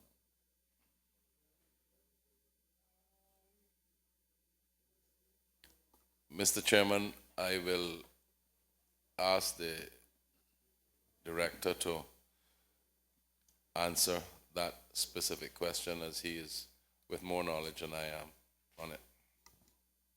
Adrian Estwick, Director of Agriculture.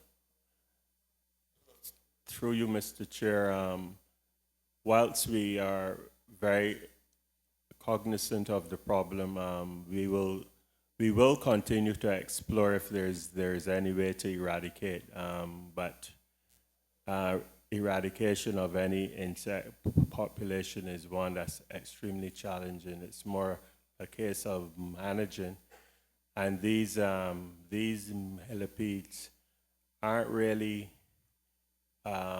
serious pests.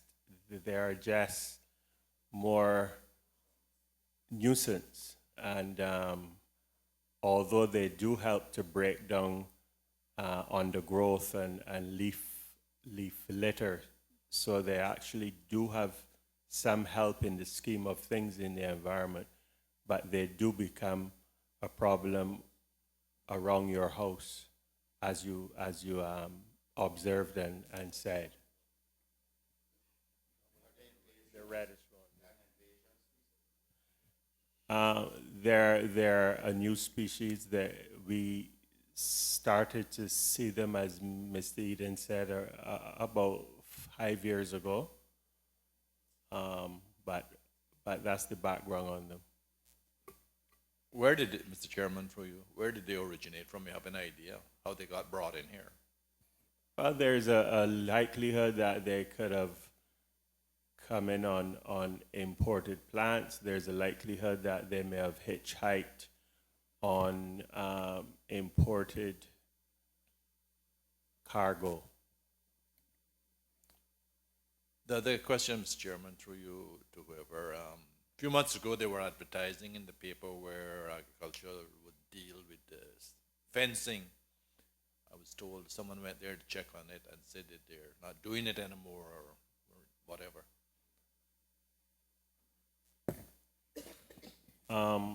I guess your information may have been slightly erroneous. We were advertising that we had started back, that we were about to start back the land clearing service, as was just discussed by the member from East End. We are not staffed to really carry on the fencing program. We gave up that staff a few years ago, although we are actually looking at trying to have a way that we could work on that just on weekends only, but we are in discussions with the president of the Agriculture Society to see if the proposals that we have made, we meet with the president of the Agriculture Society every month. This is the ministry representative, myself as director and the president. We meet every month, and this has been a topic that we have discussed. So we'll try to help where it's appropriate. But I didn't advertise that, sir. Well, somebody had it in the paper, through you, Mr. Chairman. I know I wear these periodical to read it, but I had someone verifying it. It was in the paper, or the request wouldn't have went, and someone asked the department if they were doing it, and we're told no. So Okay, don't tell me that I was erroneous. Well, I'll have to check with that, and I'm sorry, Mr. Eden, if it was advertised under the Department of Agriculture. Mr. Chair, just quickly to add, the fencing program is one that I, for one, would love to reinstate. Thus far, we have just not had the ability to get back the crew that was given up some time back, and we just have not been able to add the numbers. And along with a few more posts that are, in my view, very necessary, but like everything else, we have to do the best we can with what we have and see the best work that we can get done with that. So perhaps, Mr. Chair, if the department, through the director, is able to work something out with the society, we might be able to get some of that being done on the weekends in the future, until such time as a crew can be reinstated. Thank you, Mr. Tibbetts. Mr. McLean, I think you had said you would be okay to take both appropriations together, that being TP 74 and PAH 5 on livestock. Yeah, but I just want to talk about two things. A suggestion on the livestock. This development services. Mr. Miller wanted to ask a question. You want to give way, or how do you want to work it? Okay, thank you. Through you, Mr. Chairman, I think it might have been in last year, Finance Committee, I asked the government to consider a review of the restriction of importing pet animals, particularly dogs, from Cuba, provided that the proper documentation could be provided. I wonder if there's anything has been achieved on that front.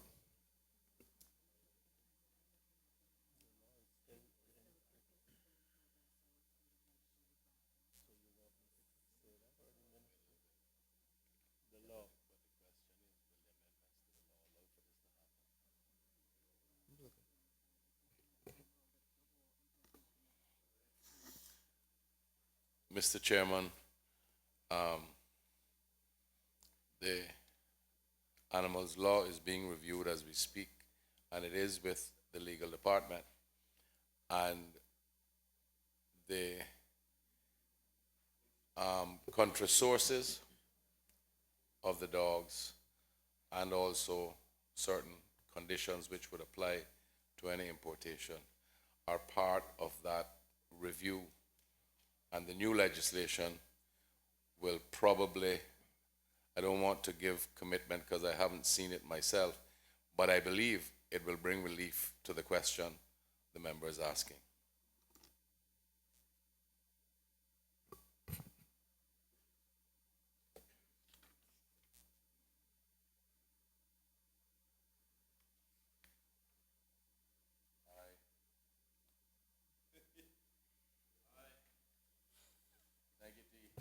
Mr. McLean, if you have a question. Yes, sir. Mr. Chairman, just a suggestion. The director talked about these invasive species. May I ask or suggest that they direct it to the National Conservation Board, because they got plenty of money. 6 million they just take out to kill, to fight them.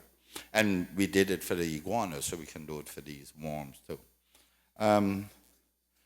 Mr. Chairman, what I need to ask the minister, 2 years ago, I presented the minister with a register of people who wanted to express an interest in some of that land down in Great Beach, which was supposed to be subdivided. It has spanned three administrations now. What is the status with it? Mr. Chairman, let me just be flat out honest about that situation. The truth, the whole truth, and nothing but the truth. And I hear people saying I gotta be wary. No. When I say it like that, that is a lot bigger project than we thought, even though it might appear with your eyes wide open that it is not. Let me finish. First of all, we do not have the resources to bring that situation to where it needs to be in order that we could sublet even at a peppercorn. The committee has met several times. They have wrestled with certain situations, but we just don't have the resources. The other situation, which may seem like no big thing to anybody and just go ahead and let it happen. Once we are to get something like that online, we're going to need at least 2 more extension officers. Once you have any amount of people operating that, we're going to need 2 more extension officers in the department to try to help to service the farmers, because you can't do that and then just leave it alone. Then you'll get another set of complaints saying that the department can't deal with it. But that's not the only reason. Actually, surveying is, Lands and Survey don't have the ability to do that. We never did get funds to job it out. Some people would say, well, just let them mark a line. Can't do it like that. One of the other difficulties that we have, because for those people who have shown an interest, several asked almost at the same time, what type of structure can I put on the land?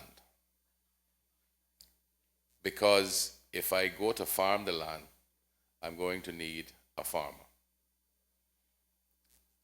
That potentially creates another set of problems again. Now, I don't think that the world is going to agree with me, but I've been around long enough to know potentially if you have 30 or 40 farmers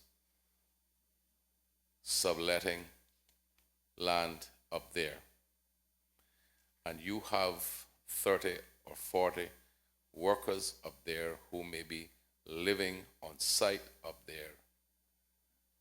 What? No, but I'm just saying, I don't know where that will end up, and neither does any one of us in this room. But wherever it's going to end up, I can tell you, it's not gonna be good. It's gonna be bad. That is not what has stopped this. It's mostly resources that have prevented it from moving forward. It hasn't been thrown aside, but I just had to make certain decisions with what resources we've had, and it made no sense for us to get battling with this and not get it through and lose out on other things that we could do meaningful for the farmers. So, member from East End, Mr. McLean, I take responsibility. We have failed with the effort thus far, but certainly I cannot, or rather I could not see us trying to get there, knowing we weren't going to quite get there, and let too many other areas suffer because of lack of resources. The other points I raised are points that are aside, but I think they're real things that we must consider in the whole process. We could have taken a very short portion of the land, a small portion of the land, and tried to do it with. That creates another problem again. Who asks first, who gets, who don't get. So it's really fraught with some difficulties, member, and perhaps if some new vision, which I haven't seen yet, can come forward that could make life a lot easier and make it happen. There is no lack of desire to make it happen. It's just physically, it's proving to be a formidable task.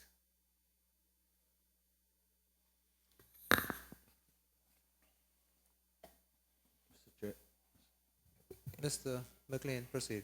Thank you, sir. Mr. Chairman, I am concerned that the minister is so concerned about the possibility of so many people having access and the possibility of them putting someone there to live, because I guess that begs the question, who manages those that are there now? Living in there, as he well knows, that this that interior is one of the premier farming areas, and Certain portions of it. Go ahead. certain portion. Which one? You mean that piece of property? I ain't talking about that piece of property. Oh, I'm talking about the general area. the general. Yeah. Yeah. And people are there now, so I don't see that as a hindrance to getting this thing done. But certainly the minister will agree with me, Mr. Chairman. We need to do something with that piece of land. It's either we bite the bullet and split it up, and if we're going to either assist people to become farmers, or we could just pay lip service to it. And many of those who would like to have some degree of expertise. But in the absence of having properties, arable properties, they're not gonna be able to get there. I see the Premier with a quizzical look on his face. Mr. Chairman, I can only reassure the member that I would love as much, at least as much as he would, to see that land being used by our own people to encourage the farming community to thrive, flourish, and increase output, because there is still huge scope for our local market for all kinds of products.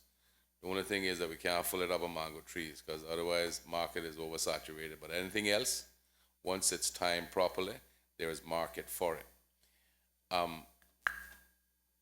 can also assure him that it is in an attempt not to be paying lip service to a lot of things, why we're where we're at with that, because we're trying to make tangible things happen in other areas, and the resources are limited. I do agree with him that the aspiration should be there. It's not something that we've thrown aside. It's just something that we've not had the resources to deal with to this point, and I have not given up on it, but thus far we haven't been able to really latch on to it and have a plan that we know can make things materialize without too many other things suffering from the resources that the department has. All right. I got you. But the Mr. one- Chairman, just let me say to the minister, I have one consolation, albeit not as big as I was hoping for with that piece, and that is that the minister, in his generosity, has reached out to me, and we are in the middle of building the access road behind that now. But the consolation is it touches maybe 12 pieces of 14 properties. 14 very, very arable properties. And that's my consolation. So thank you very much for that. Thanks for the backhanded compliment. Thank you. Appreciate it. It wasn't backhanded, with tongue in cheek. All those in favor of PAH 5, Agriculture, Regulatory Services for $2,734,834. PAH 6, Agriculture Development Services, $610,665. And PP 74, Assistance in respect to importation of livestock, $112,500, standing as part of the schedule to the bill. Please say aye. Aye. Those against, no.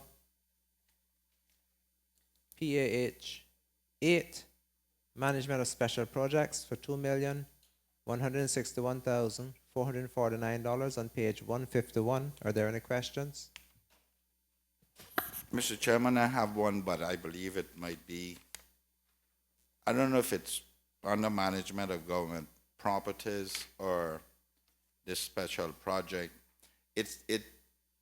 And the minister may know, it's about the civic center and the provisions for the upgrade of the civic center. Where do you want to do that? I tell you, I asked him about East End. I ain't worried about on the down there no more. That's why I'm asking if you want to do it there or you want to do it under 10.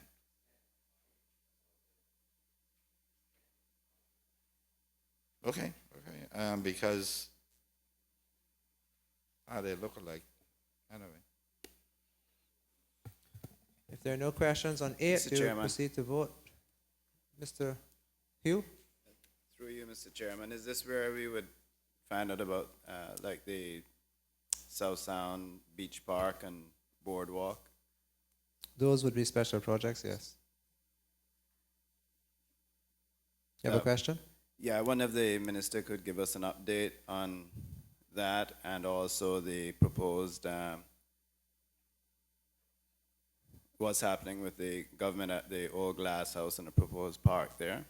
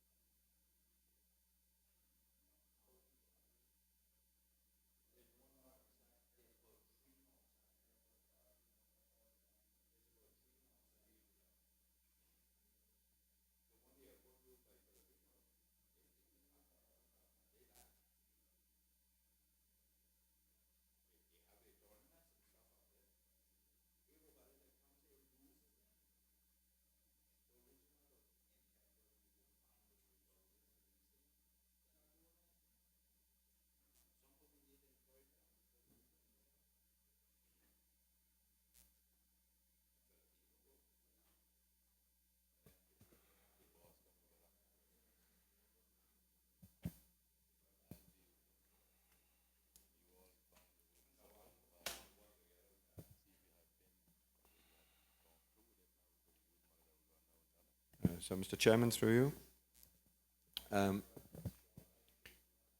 So for the South Sound Beach and Boardwalk project, architectural drawings have been completed. It's been submitted to the planning department. There have been some objections received, and we have been working with objectors to work our way through those. So the project is currently with the planning department. Thank you, sir. Mr. Hugh? Mr. Chair, just to add to that, their NRA is also involved. The NRA is also involved in the project, and people who drive the South Sound Road will have seen some of the road works started. The NRA is now just waiting for the actual paving to be scheduled, because just so that everyone will appreciate what their role is, there's a 50-foot road reserve on the South Sound Road, and where the road was actually built, there is a 10-foot section of that reserve which was on the seaside. And in order to give more space on the seaside, we're slightly shifting the road in that area from just below Cayman Crossing straight down to where the launching ramp is, to give that extra 10-foot space on the seaside. So that's why we're having to shift the road, and which will give us more space to construct the boardwalk and also the cycle path. That's the NRA side of it. And we are hoping, as soon as we can get through the planning stage, to get the boardwalk done and do whatever planting of trees that have to be done, because the whole idea behind that project is from just below the Cayman Crossing down to the launching ramp to create,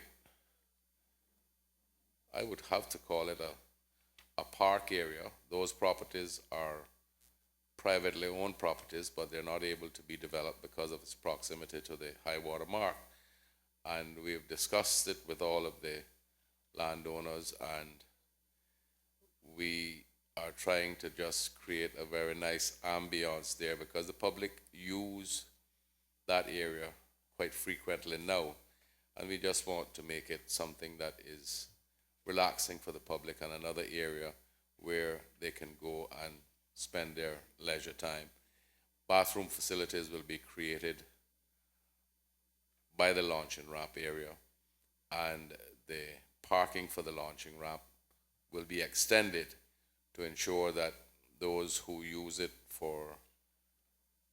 with their boats and trailers will still have sufficient space to park, and at the same time, those who will use these other facilities as recreational facilities will have some space to park too. Thank you. Mr. Hugh? And the government administration building site, Mr. Chairman, through you.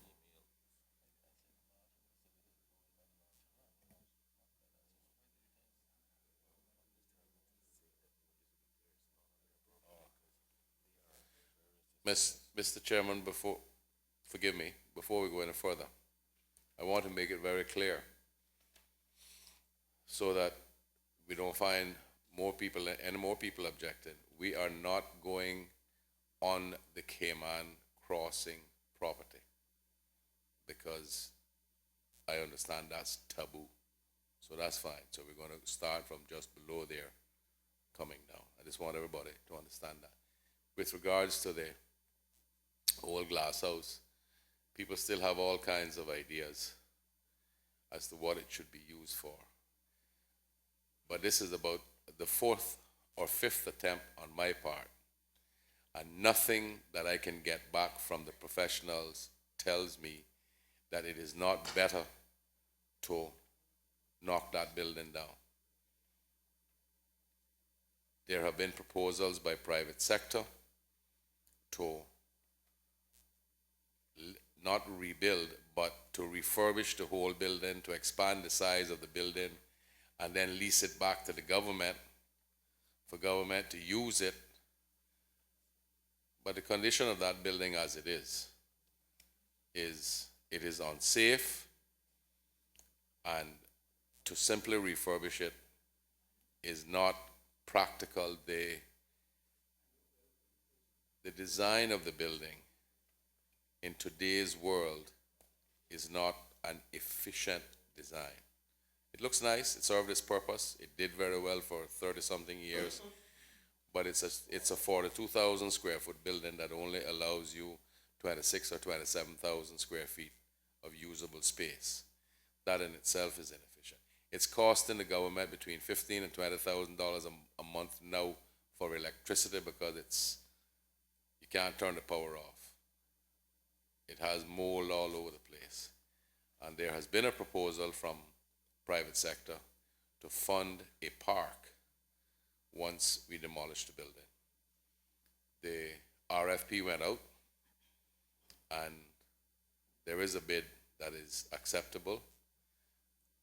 There has been a certain period of time which has elapsed before we have given a go-ahead, so we're now back to them to make sure that there is no adjustment or any major adjustment to the actual price because of that time span that has evolved. And then we will look to make sure to source the funds to get the job done and move that project along, Mr. Chairman. Thank you. What about this special project we have here, Mr. Chairman? Sorry, with the alley, with that, Mr. Chairman. with the land. Mr. Chairman, God is a good God. I just knew that we were going to face that today. And no later than this morning, I checked, and Mr. Jones, no, not Mr. Jones, Mr. Max will be able to just fill you right in because Public Works will be handling the project. You're talking the extra parking, right? Behind here. Yeah. Yeah, he'll tell you all about it. Thank God. Since you thank them, thank God it come.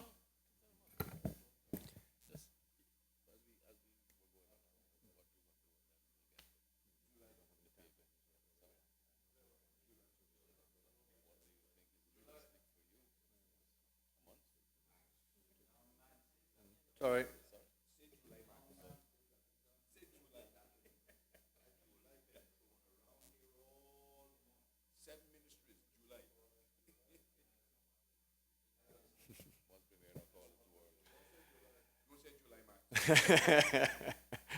I think I've answered the question already. So plans have been drawn up and estimates produced. Basically, the project is to relocate fencing, some hot mix and some additional lighting works. Anticipating that's probably 2 to 3 months work to get that completed. 2 to 3 months. Well, What distance you cutting now?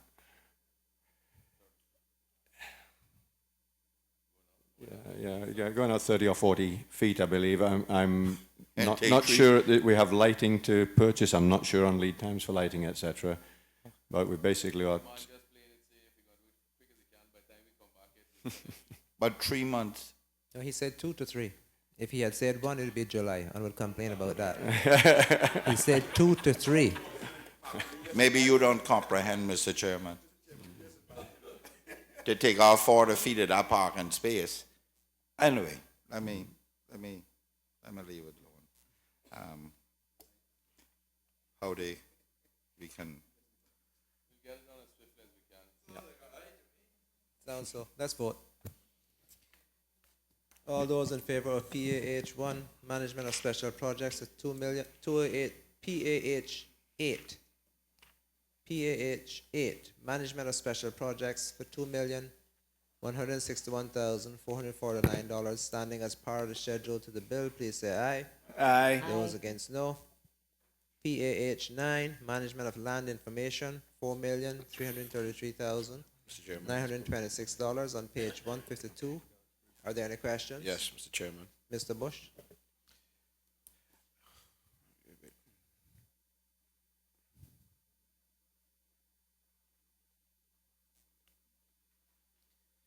Before we begin questions, just to let everyone know, we will break at 1 p.m. for the lunch break. Okay, Mr. Chairman, I'll give him time, Mr. Vasquez, time to come up.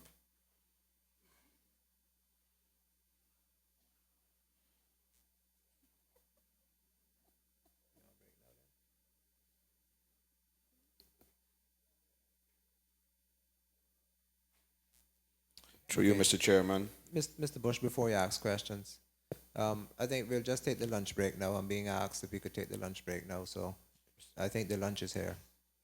So we'll take the lunch break now. We'll resume at 2:15 p.m. sharp.